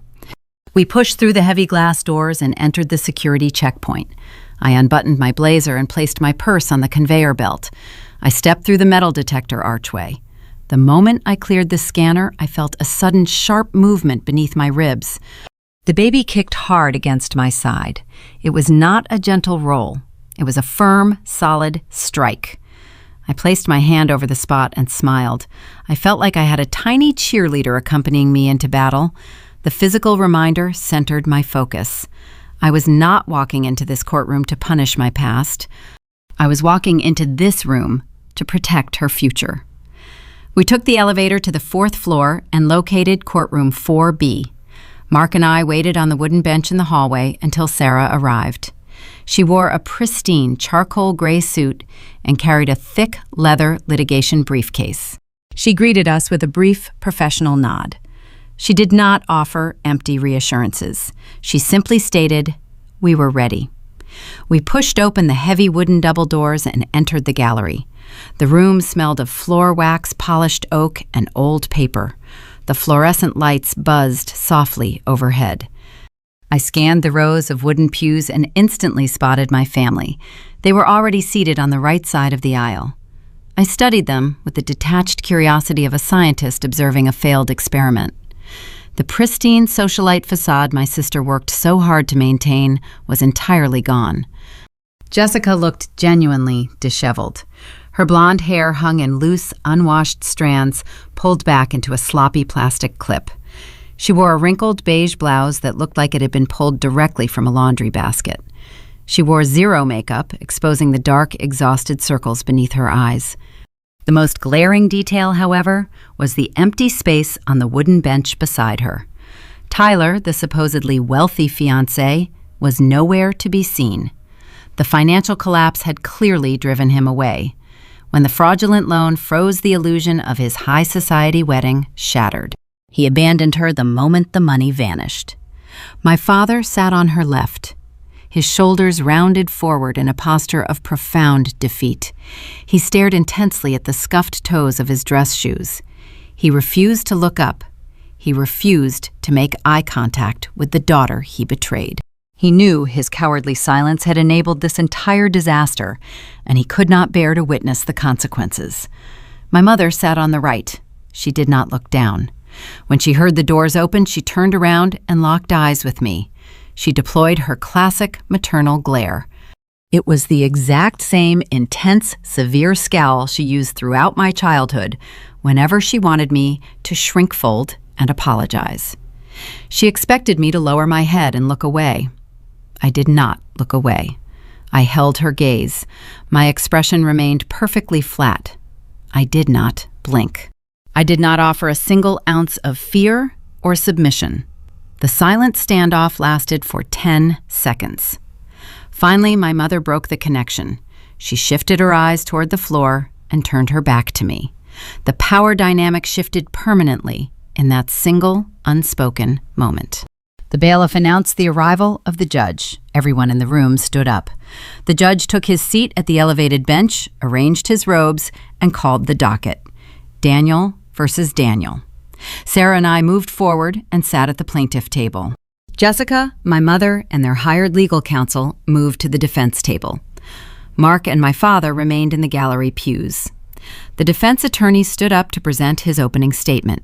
He wore a cheap, shiny tan suit and shuffled a thin stack of disorganized papers. It became immediately apparent that my family had lied to him. They clearly omitted the criminal elements of our dispute when they hired him. He did not know the full story. He relied entirely on emotional appeals and vague legal concepts. Your Honor, the defense attorney began gesturing broadly toward Jessica. We are here today because of a tragic sibling misunderstanding. My client is a young bride to be facing a vindictive eviction just weeks before her wedding. We argue that there is an implied family agreement regarding this property. The parents of these two young women purchased this luxury unit and placed it in the older sister name merely for financing convenience. However, the younger sister was granted an equitable right to reside there. The plaintiff is using the rigid letter of the law to execute a cruel personal vendetta. We ask the court to recognize the implied familial lease and halt this unjust eviction. He sat down looking quite proud of his emotional narrative. He believed he had painted me as a ruthless villain. The judge turned his attention to our table. Sarah stood up. She smoothed the front of her blazer and opened her thick leather briefcase. She was cool, collected, and utterly devastating. She did not raise her voice. She did not argue about hurt feelings or ruined baby showers. She dealt exclusively in documented reality, Your Honor, Sarah stated, her voice ringing with clear authority. The defense relies on a fictional implied agreement. We rely on the county registry. She extracted a crisp sheet of paper and handed it to the bailiff, who passed it up to the bench. I submit Plaintiff Exhibit A, the original recorded property deed. The plaintiff, Alina Daniel, is the sole legal and equitable owner of the premises. The parents contributed zero capital to the purchase. The funds were drawn exclusively from a trust account belonging solely to the plaintiff. There are no other names on the title. There is no lease agreement. The judge reviewed the deed and nodded. Sarah continued her methodical dismantling of the defense. The occupant is not a victim of sibling rivalry, Your Honor. The occupant is an unauthorized tenant who has placed the landlord in severe financial jeopardy. I submit Plaintiff Exhibit B, the municipal tax records. The occupant has intercepted the mail and willfully ignored the property taxes for 3 consecutive years, resulting in severe delinquency and the threat of municipal foreclosure. The defense attorney shifted uncomfortably in his chair. He leaned over and whispered something to my mother. She shook her head rapidly. Sarah was not finished. She moved in to deliver the fatal blow. She needed to demonstrate exactly why the occupant was a dangerous liability. Furthermore, Your Honor, we must establish the character of the unauthorized tenants to explain why this eviction is urgent and necessary. This is not a family dispute. This is a landlord protecting her assets from occupants who possess a documented, escalating pattern of financial abuse and identity theft. The defense attorney jumped to his feet. Objection, Your Honor. These inflammatory accusations have no place in a housing court hearing. The judge looked at Sarah. Counsel, you better have the paper to back up those claims. Sarah smiled a tight, professional smile. I have the paper, Your Honor. She handed a thick, stapled packet to the bailiff. I submit Plaintiff Exhibit C, a sworn affidavit of forgery currently under active investigation by the Regional Bank Fraud Division. The occupants of this property utilized a disguised Internet Protocol address to forge the plaintiff's signature on a $120,000 personal loan. I also submit Plaintiff Exhibit D, a $4,500 receipt from a cosmetic medical spa charged to a stolen credit line belonging to the plaintiff. The courtroom fell into a stunned, heavy silence. The chief defense attorney stared at the copies of the forged loan documents placed on his table. His jaw literally dropped. He looked at Jessica and then at my mother with wide, terrified eyes. He realized he was standing in a courtroom defending active felony suspects. He stepped away from his clients, creating a physical distance between himself and the radioactive evidence. Sarah wove the documents together, closing her argument. The plaintiff is a pregnant woman attempting to secure her physical and financial property from individuals who are actively destroying her credit profile while living rent-free in her premium real estate. We request an immediate order to vacate. The judge absorbed the heavy stack of evidence. He read the fraud affidavit. He examined the spa receipt. He looked at the delinquent tax records. The atmosphere in the room grew cold and dense. The emotional facade my sister tried to build was crushed underneath the weight of undeniable data. The judge organized the papers into a neat pile. He looked over the top of his reading glasses. He fixed his gaze entirely on Jessica sitting at the defense table. The room was so quiet I could hear the hum of the air conditioning vents. He leaned forward and asked a question that made her entirely unravel. The judge leaned forward. His reading glasses slid slightly down the bridge of his nose. He focused his stern gaze entirely on the young woman sitting at the defense table. The room held its breath. Miss the judge addressed Jessica, his voice projecting clearly across the silent gallery. Are you currently paying rent, property taxes, or contributing to the upkeep of a property owned by the plaintiff whose identity you are under investigation for forging? Jessica opened her mouth. She prepared to deploy the same defensive tactics she utilized her entire life. Growing up, she always possessed a convenient excuse. If she broke a valuable item, it was because the table was uneven. If she failed a biology exam, it was because the teacher harbored a personal grudge. She expected this authority figure to accept her tearful explanations, just like our parents always did. But a court of law does not operate on maternal coddling. A judge deals in ledgers, deeds, and sworn affidavits. Instead of a carefully crafted excuse, only a ragged sob escaped her throat. Her shoulders heaved. The reality of her situation finally pierced her armor. She was sitting in a municipal building, facing an official magistrate, while documented proof of her felony fraud rested on the wooden bench. Her hired attorney recognized the impending disaster. He stood up, brushing a hand down his cheap tan suit, attempting to interject and salvage his sinking case. Your Honor, my client is under immense emotional distress regarding her upcoming nuptials. The judge raised a single hand. The gesture was simple, but it carried the full weight of the judicial system. The attorney snapped his mouth shut and slowly lowered himself back into his chair. He recognized a losing battle. The court requires no further testimony, the judge announced. He shifted his attention from the defense table to the official documents spread before him. The evidence presented by the plaintiff is overwhelming and uncontested by any factual documentation from the defense. He picked up his pen and began signing the official order. The court finds no valid lease or equitable interest protecting the occupant, he declared. The defendant has 14 days to vacate the premises.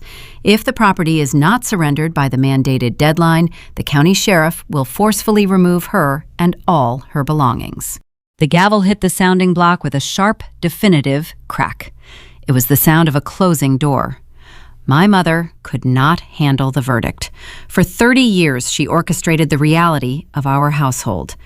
She dictated the rules, assigned the blame, and protected her favorite child from every conceivable consequence. To watch a stranger in a black robe dismantle her carefully constructed universe in less than 20 minutes shattered her control. She stood up from the wooden pew. Her face flushed a deep, mottled red. She pointed a trembling finger toward the front of the room. "She is ruining the wedding," my mother shouted. Her voice echoed off the high, vaulted ceiling. "You cannot do this. You are making my baby homeless." The bailiff instantly stepped forward, resting his hand on his utility belt. The judge did not flinch. He picked up his wooden gavel and struck the block a second time, much harder than the first. The sound cracked through the air like a whip. He pointed directly at my mother. "Ma'am," the judge warned, his tone dropping into a dangerous, unforgiving register. "If you disrupt my courtroom again, you will spend the night in a holding cell. Sit down and remain silent." My mother froze. The threat of actual incarceration pierced her hysteria. She looked at the bailiff, then at the judge. Slowly, she sank back onto the hard wooden bench. Her jaw snapped shut. The silence that followed was the sweetest sound I had ever heard. It was not an empty quiet. It was a heavy, profound stillness. It was the sound of boundaries being enforced by the law. My entire life, I was told my boundaries were selfish. I was conditioned to believe my comfort was secondary to my sister's desires. In this room, the law validated my boundaries. The law looked at my toxic relatives and told them no. Sarah gathered her documents and placed them neatly into her leather briefcase. She snapped the brass locks shut. "We won," she whispered simply. I stood up from the plaintiff table. I smoothed the front of my tailored maternity blazer. I felt a deep, satisfying calm radiating through my chest. The baby shifted gently, perhaps sensing the sudden lack of tension in my body. Mark met me at the swinging wooden gate that separated the gallery from the legal tables. He placed his hand on the small of my back, guiding me toward the exit. We walked down the center aisle. I did not look at the pew where my mother sat in stunned silence. I kept my eyes focused on the heavy double doors leading to the hallway. We pushed through the exit and stepped into the bright fluorescent light of the corridor. The cool air washed over me. We made it halfway to the elevators before a voice called out from behind us. "Alina, please." I stopped walking. I recognized that pleading tone immediately. It was the sound of a man trying to smooth over a catastrophe he lacked the courage to prevent. I turned around slowly. My father stood a few feet away. He looked 10 years older than he had this morning. The lines around his mouth were deeply etched, carrying the weight of his passive complicity. Growing up, Richard was the enabler. He preferred peace at any price, even if that price was my mental health. He watched my mother manipulate our finances and tear down my self-esteem, but he never intervened. He chose the path of least resistance. Mark stepped slightly in front of me, creating a physical barrier. "State your business, Richard," Mark said, his voice low and firm. "You have a cease and desist order.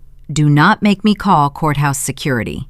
My father held up his hands, palms facing outward, in a gesture of surrender. "I just need 1 minute," he begged. "Please." Please, Alina, I am asking you as your father." I placed my hand on Mark's arm, signaling him to stand down. I wanted to hear the final, desperate negotiation. I wanted to see what leverage he thought he still possessed. "Speak," I commanded. He swallowed hard. His eyes darted nervously down the empty hallway. "Alina, you have to give Jessica more time. 14 days is impossible. She has nowhere to go." I raised an eyebrow. "She can move back into your house?" I suggested, matching his logic with cold, practical logistics.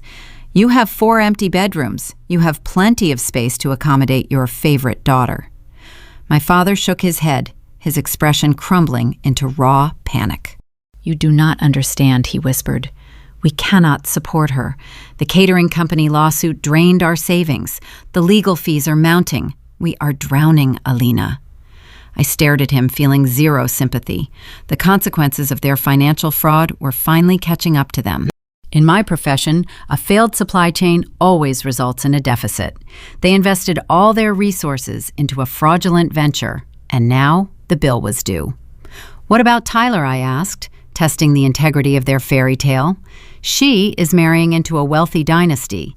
Surely her devoted fiancé can provide temporary housing for his future bride."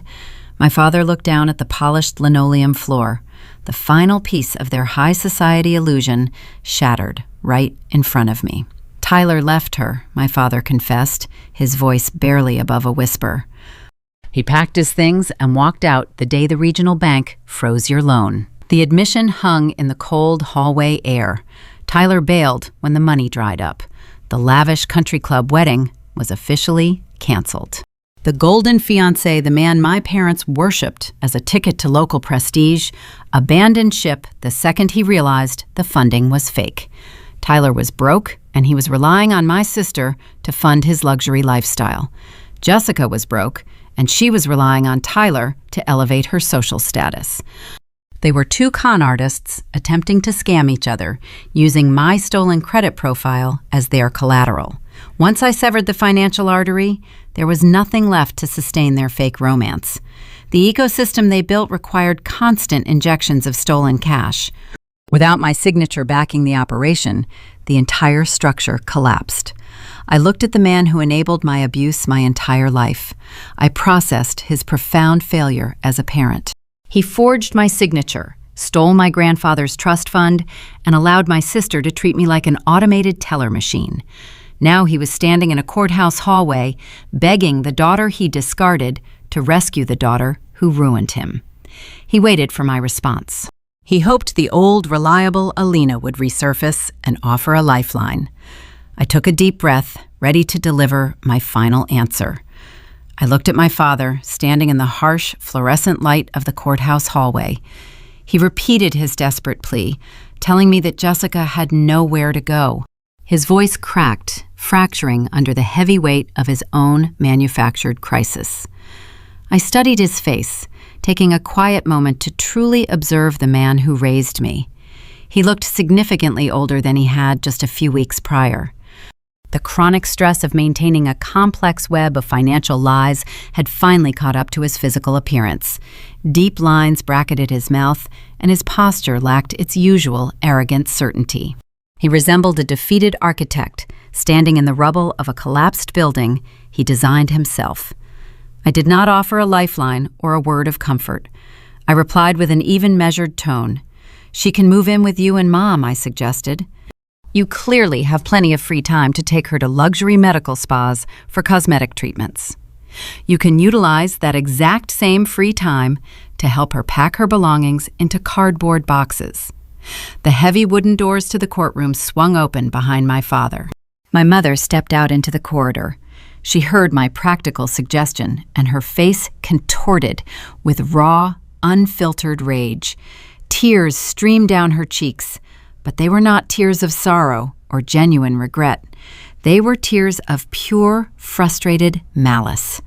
She marched forward, stopping just inches away from me. "You will never see us again," she hissed, her voice vibrating with venom. "You are dead to this family." I did not flinch. I did not take a single step backward.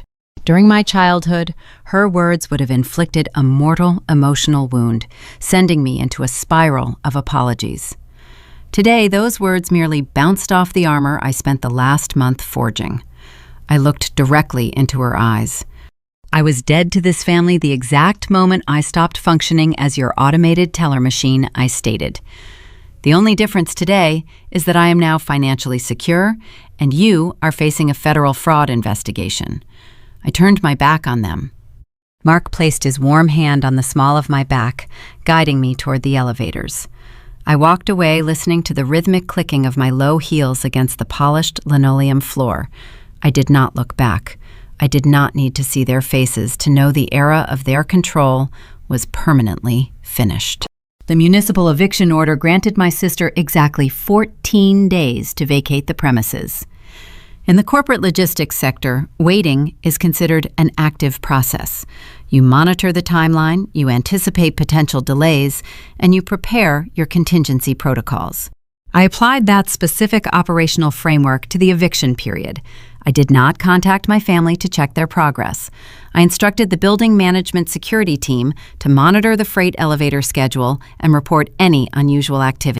Growing up, my parents always rewarded Jessica whenever she threw a temper tantrum. If she screamed loud enough, they bought her a new toy or extended her curfew. They taught her that destruction yielded positive results and shielded her from accountability. I anticipated she would apply that flawed childhood logic to her current legal eviction. I knew she would not leave the luxury loft quietly. I factored her inevitable retaliation into my operational budget, treating her expected vandalism as a standard business expense. On the morning of the 15th day, the legal grace period officially expired. Mark and I drove to the downtown arts district. We met a bonded locksmith in the grand lobby of the building. We rode the glass elevator up to the penthouse floor. The locksmith drilled out the old brass cylinders and installed a brand new high-security deadbolt system. I paid him for his services and took possession of the fresh silver keys. I turned the lock and pushed open the heavy front door. The interior of the luxury loft was a physical manifestation of my sister's emotional maturity. Jessica had vacated the property, but she left behind a calculated disaster zone. The beautiful dark hardwood floors were covered in sticky spilled beverages and discarded food wrappers. The air smelled of stale wine and rotting garbage. She abandoned broken furniture and empty designer shopping bags in the center of the living room. More concerning were the walls. She had taken a blunt object, perhaps a hammer or the heel of a heavy boot, and smashed several jagged holes directly into the custom drywall. She shattered the glass shelving in the master bathroom and smeared cheap lipstick across the pristine vanity mirrors. It was a final, desperate act of vandalism designed to punish me for enforcing a legal boundary. Mark surveyed the wreckage and let out a heavy sigh, bracing himself for my reaction. He expected me to feel violated, angry, or overwhelmed by the sheer disrespect. Instead, I walked through the debris field and smiled. The trash and the broken drywall did not matter to me. The damage was entirely superficial. The structural integrity of the asset remained flawless. This premium piece of real estate belonged entirely to me. My sister threw a tantrum, but she still lost the war. She was gone, and her toxic presence was permanently excised from my property. I immediately initiated the rehabilitation phase. I treated the loft like an underperforming corporate asset that required rapid optimization. I decided against renting the unit to future tenants. Becoming a landlord meant anchoring myself to the property and dealing with endless maintenance requests. I wanted to liquidate the asset and convert the equity into pure, protected capital. I needed to sanitize the space and prepare it for a lucrative sale. I did not attempt to clean the mess myself. My pregnancy was entering its final critical stages, and I needed to conserve my physical energy for my daughter. I hired a professional commercial cleaning crew. A team of 6 specialists arrived the following morning, armed with industrial vacuums and heavy-duty trash receptacles. They cleared the debris, extracted the stains from the flooring, and sanitized every square inch of the unit within 8 hours. Next, I contracted a reputable local construction firm. The workers arrived with fresh drywall compound and premium paint. They patched the jagged holes my sister created sanding the surfaces until they were perfectly smooth. They applied 2 coats of crisp white paint to the entire loft, erasing every lingering trace of the previous occupant. Within 5 days, the luxury condominium was restored to its original, immaculate condition. The exposed brick walls glowed warmly in the afternoon sunlight. The floor-to-ceiling industrial windows offered an unobstructed, pristine view of the city skyline. I contacted a top-tier real estate broker who specialized in high-end downtown properties. She toured the empty unit, and her eyes widened, assessing the immense value of the location. She informed me that the Arts District was currently experiencing unprecedented market demand.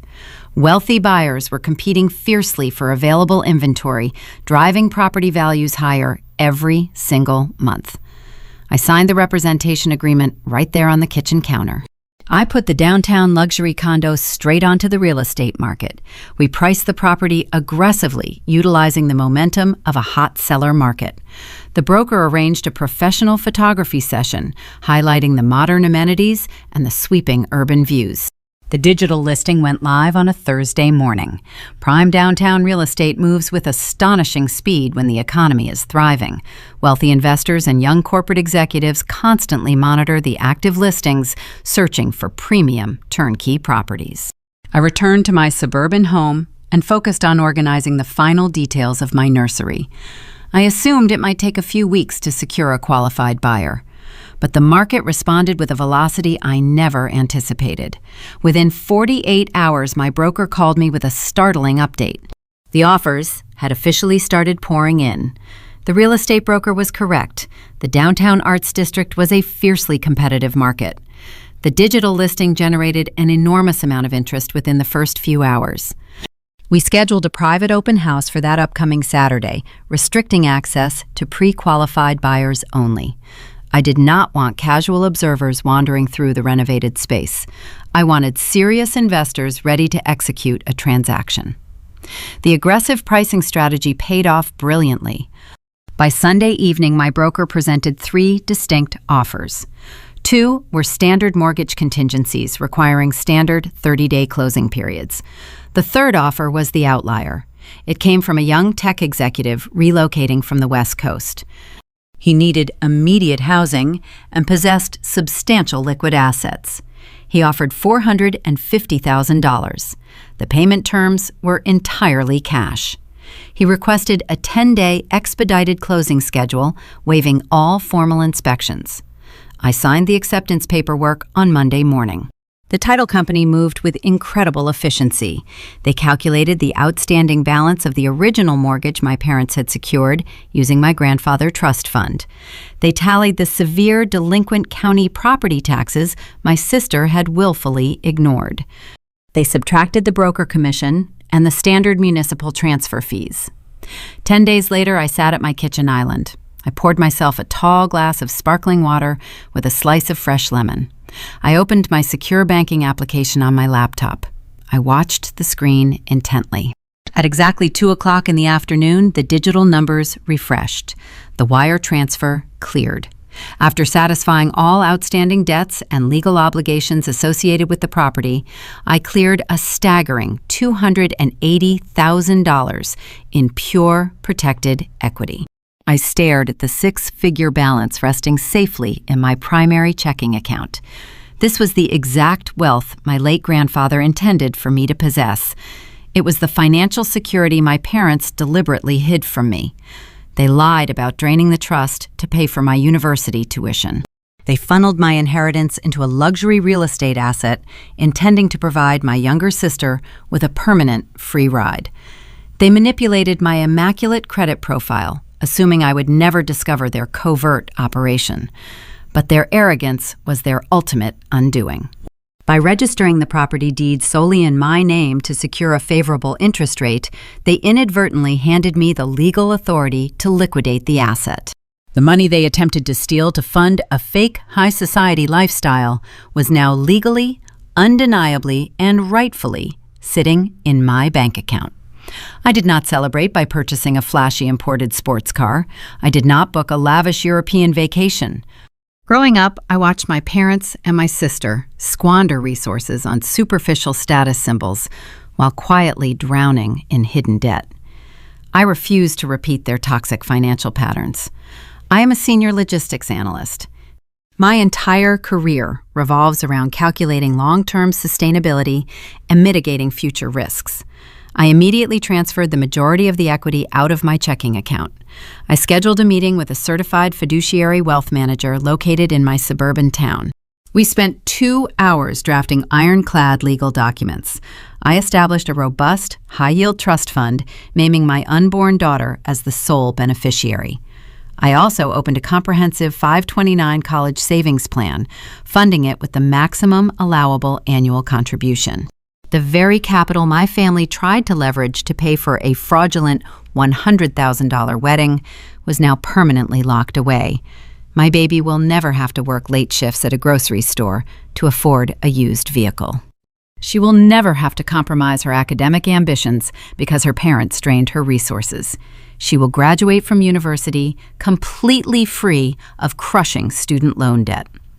I transformed my family betrayal into a permanent generational shield. While I was securing my child's future, the regional bank fraud division was systematically dismantling my parents' past. Agent Reynolds did not drop the investigation after the event funding loan was frozen. The bank possessed the digital trace of the forged electronic signature. They had the geographic data proving the fraudulent application originated directly from my parents' suburban household router. The bank legal department turned the comprehensive evidence file over to the local district attorney office. Sarah kept me informed of the procedural developments. She monitored the public court dockets, ensuring I was never caught off guard. My parents initially hired an aggressive defense attorney, hoping to fight the charges. They likely assumed they could construct a narrative blaming the entire scheme on a technical misunderstanding. But the district attorney was relentless. The prosecutor presented the sworn affidavit, the undeniable digital forensic data, and the clear financial motive. The evidence of identity theft and wire fraud was insurmountable. Faced with the terrifying reality of mandatory minimum sentencing in a federal prison facility, my parents abandoned their arrogant posture. They instructed their defense counsel to negotiate a settlement. They officially entered a guilty plea deal to a lesser felony fraud charge. The agreement kept them out of a physical jail cell, but the alternative consequences were utterly devastating. The judge ordered them to pay massive financial restitution to the regional bank, covering all investigative costs and legal fees. Furthermore, the felony conviction permanently destroyed their credit profiles. They will never qualify for a standard mortgage, an auto loan, or even a premium credit card for the remainder of their natural lives. The suburban prestige they valued above all else was reduced to ash. I received the final update from Sarah on a Friday afternoon. She confirmed the plea deal was signed and entered into the permanent public record. The legal war was officially concluded. I thanked her for her brilliant, fierce advocacy. We agreed to meet for a celebratory lunch once the baby was born. I spent the weekend resting. The physical toll of the third trimester was becoming increasingly demanding. The dull ache in my lower back evolved into a sharp, persistent pressure. I spent Saturday afternoon organizing the tiny newborn clothes in the nursery dresser. I folded the soft pastel fabrics, ensuring everything was perfectly aligned. I packed the hospital bag, placing it carefully near the front door. The sage green balloons from the ruined baby shower had long since deflated and been discarded. But the room felt warm and incredibly safe. I had successfully defended my perimeter. I neutralized the threats, secured the resources, and finalized the preparations. The logistics were complete. On Monday evening, Mark and I were sitting on the living room sofa. We were watching a quiet documentary about marine biology. The house was peaceful. The chaotic noise of my extended family was completely silenced by the digital blocks and the legal barriers. For the first time in 31 years, I did not feel the heavy, suffocating weight of my parents' expectations. I felt light. I felt entirely free. I stood up from the sofa, intending to walk into the kitchen to pour a glass of cold water. I took exactly 3 steps across the hardwood floor. A sudden, distinct pop echoed softly in the quiet room. A rush of warm fluid spilled down my legs, soaking the fabric of my maternity trousers. I stopped walking. I looked down at the floor, then looked back at Mark. The documentary continued playing softly in the background, describing the migration patterns of deep-sea whales. Mark paused the television. He stood up, his eyes wide, his posture instantly shifting from relaxed to alert. I took a deep breath, feeling the first true contraction tighten across my abdomen. It was a sharp, undeniable command from my own body, indicating that the waiting period was over. "My water just broke," I said. My water broke on a Monday night, and my daughter arrived on a Tuesday morning. The drive to the hospital was quiet and methodical. Mark navigated the dark suburban streets with careful precision, while I focused on timing the intervals between each contraction. I spent my entire professional career analyzing complex timelines and optimizing delivery schedules. But the physical reality of labor demanded a different kind of surrender. We reached the maternity ward, and the nurses guided us into a bright, sterile room. The fluorescent lights of the hospital felt warm instead of clinical. Mark held my hand, his thumb tracing gentle circles over my knuckles. The heart monitor beeped a steady, reassuring tempo. Hours blurred into a rhythm of breathing and focusing. When the final moment arrived, the room grew remarkably still. The doctors delivered her safely and placed her directly on my chest. We named her Lily. I looked down at her small, perfect face. She reached out with one fragile hand, her tiny fingers wrapped securely around my index finger. In that precise physical connection, I felt a profound, fierce peace settle deep into my bones. It was a protective instinct so pure and undeniable, it washed away any lingering traces of doubt I harbored about my recent decisions. For 31 years, I chased the elusive approval of people who viewed my existence as a transactional benefit. Looking at my newborn child, I understood what unconditional devotion actually meant. I promised Lily she would never have to earn her place in our home. She would never have to pay a toll to receive maternal affection. I was an investment, a backup plan, an insurance policy for my parents. Lily was just a miracle. I ran my thumb over her soft cheek and vowed to permanently break the generational cycle of exploitation. She was safe. Mark and I brought her home 2 days later. The drive back to our suburban neighborhood was surreal. I sat in the back seat next to her infant car seat, watching the familiar trees pass by.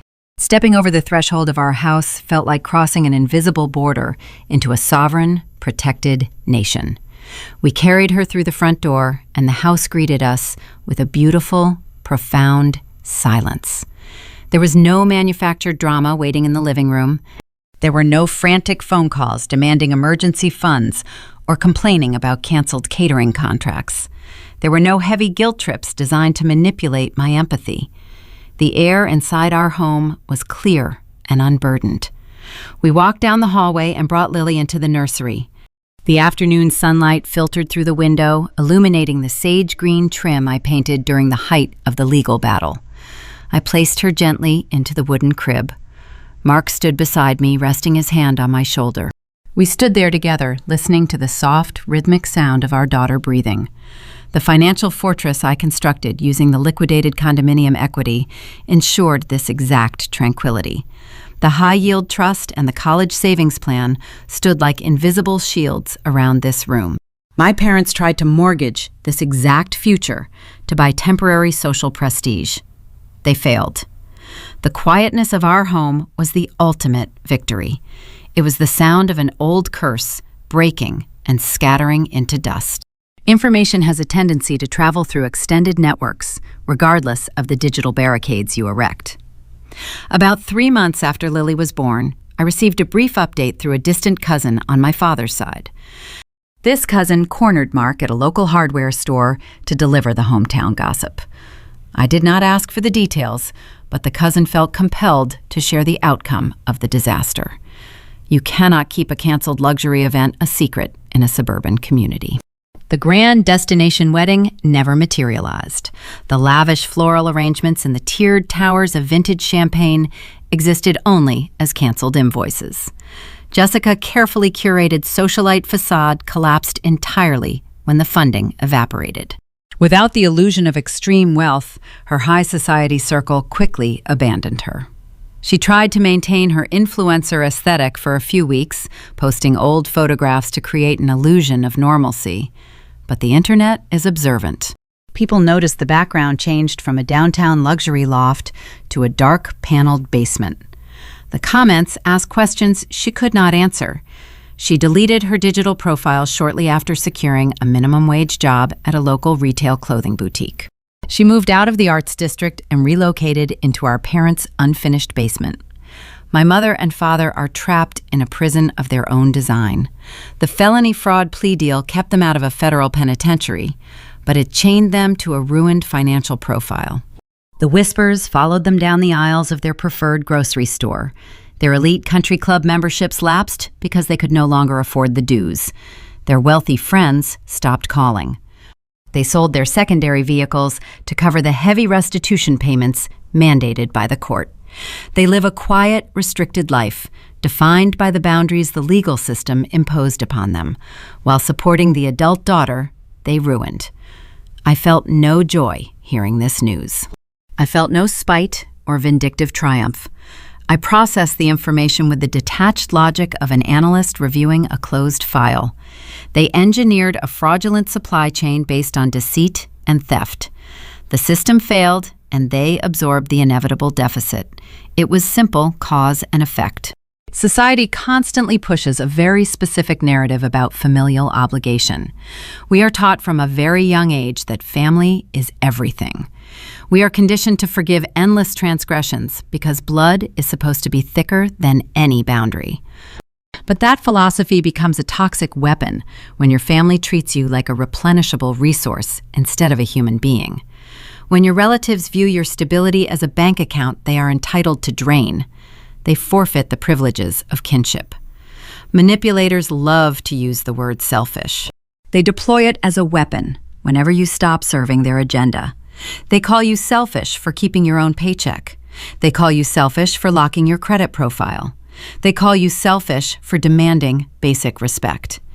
I spent 3 decades running away from that label. I twisted myself into uncomfortable shapes, trying to prove I was generous and loyal. I realize now that being called selfish by a parasite is actually a compliment. It means the host has finally developed an immune system. Let me tell you this clearly and without any hesitation. Walking away from toxic people is not a betrayal. Refusing to fund a delusion is not an act of cruelty. Protecting your financial future and the future of your children is never selfish. It is your fundamental duty. When the people who are supposed to nurture and protect you try to tear your life apart, you do not have to stand in the wreckage and cry. You pick up the bricks they throw at you. You use those heavy stones to build your own fortress. You reinforce the walls. You lock the gates. You create a safe, warm nest for the people who actually value your presence. My name is Alina Daniel. I survived a calculated betrayal, and I built a beautiful, unremarkable, peaceful life on the other side. My daughter is thriving. My husband is my equal partner. My credit profile remains immaculate. If you are listening to this and you find yourself trapped in a similar dynamic, I want you to know that you hold the power to change the narrative. You do not have to set yourself on fire to keep your relatives warm. If you have ever had to financially cut off a toxic family member, drop a comment below and share your experience. Tell me how you built your own fortress. I read every single one of your stories. Thank you for staying with me through this journey. Subscribe to the channel to join our community. Protect your peace, guard your resources, and I will see you in the next story. When we pause to reflect upon the deeply emotional and ultimately empowering journey of Alina Daniel, the most profound realization that surfaces is how heavily the scales of childhood define our adult lives. Specifically, when parents prioritize one child over another, The other feels neglected and not loved enough. This agonizing family dynamic serves as a stark reminder that parental love needs to be fair, not selective. Because in adulthood, this pain doesn't disappear, but becomes a permanent estrangement. Furthermore, we learn a devastating truth about the fragility of family bonds and the destructive nature of deception. Saying, "Mom is sick," to avoid attending an important event for your child is a betrayal of trust. A baby shower is not just a party, but a sacred milestone for a woman about to become a mother, and the parent's absence shows they don't value this milestone. We must always remember that there are once-in-a-lifetime moments in a child's life, and ignoring them creates an unbridgeable chasm. To make matters worse, when the truth is revealed via social media, it's not just disappointment, but also an insult. This painful modern tragedy reinforces the timeless principle that honesty is more important than avoidance. Ultimately, we must accept that actions speak louder than words. Even though parents say they care, choosing to go to a spa instead of being with their child says it all. The reality is that children look at what you do, not what you say. By publicly enjoying oneself while claiming to be sick shows a lack of respect for the child's feelings, shattering the very core of their connection. We must remember that family bonds cannot exist without respect, and when respect is lost, the relationship is difficult to salvage. In the face of such profound disrespect, it is completely natural that the child doesn't react angrily but chooses silence and cuts off contact. That's a sign of deep hurt. In fact, silence and leaving is how many adults protect themselves. Alina's single, devastating, beautiful response isn't praise, it's an end. The child doesn't argue because they're too tired of being hurt, teaching us the haunting lesson that sometimes losing a child isn't due to one big event, but to too many small disappointments. Yet beneath this heavy grief lies a crucial message for the older generation, emphasizing that parents also need to reflect on themselves. At age 60+, many people think it's too late and there's no need to change. But the truth is, there's always a chance to make amends if mistakes are recognized in time. It's never too late to become a better mother. If this journey resonated with your own unspoken childhood wounds, please take a moment to subscribe and share your personal experiences with us right here on our channel, Sophia Told Stories. We spend our entire lives trying to decipher the conditional love of the people who were supposed to protect us, only to realize that the most beautiful families are sometimes the ones we must build entirely from scratch, leaving us to wonder if the painful, empty spaces at our own tables were actually the very things that finally set us free.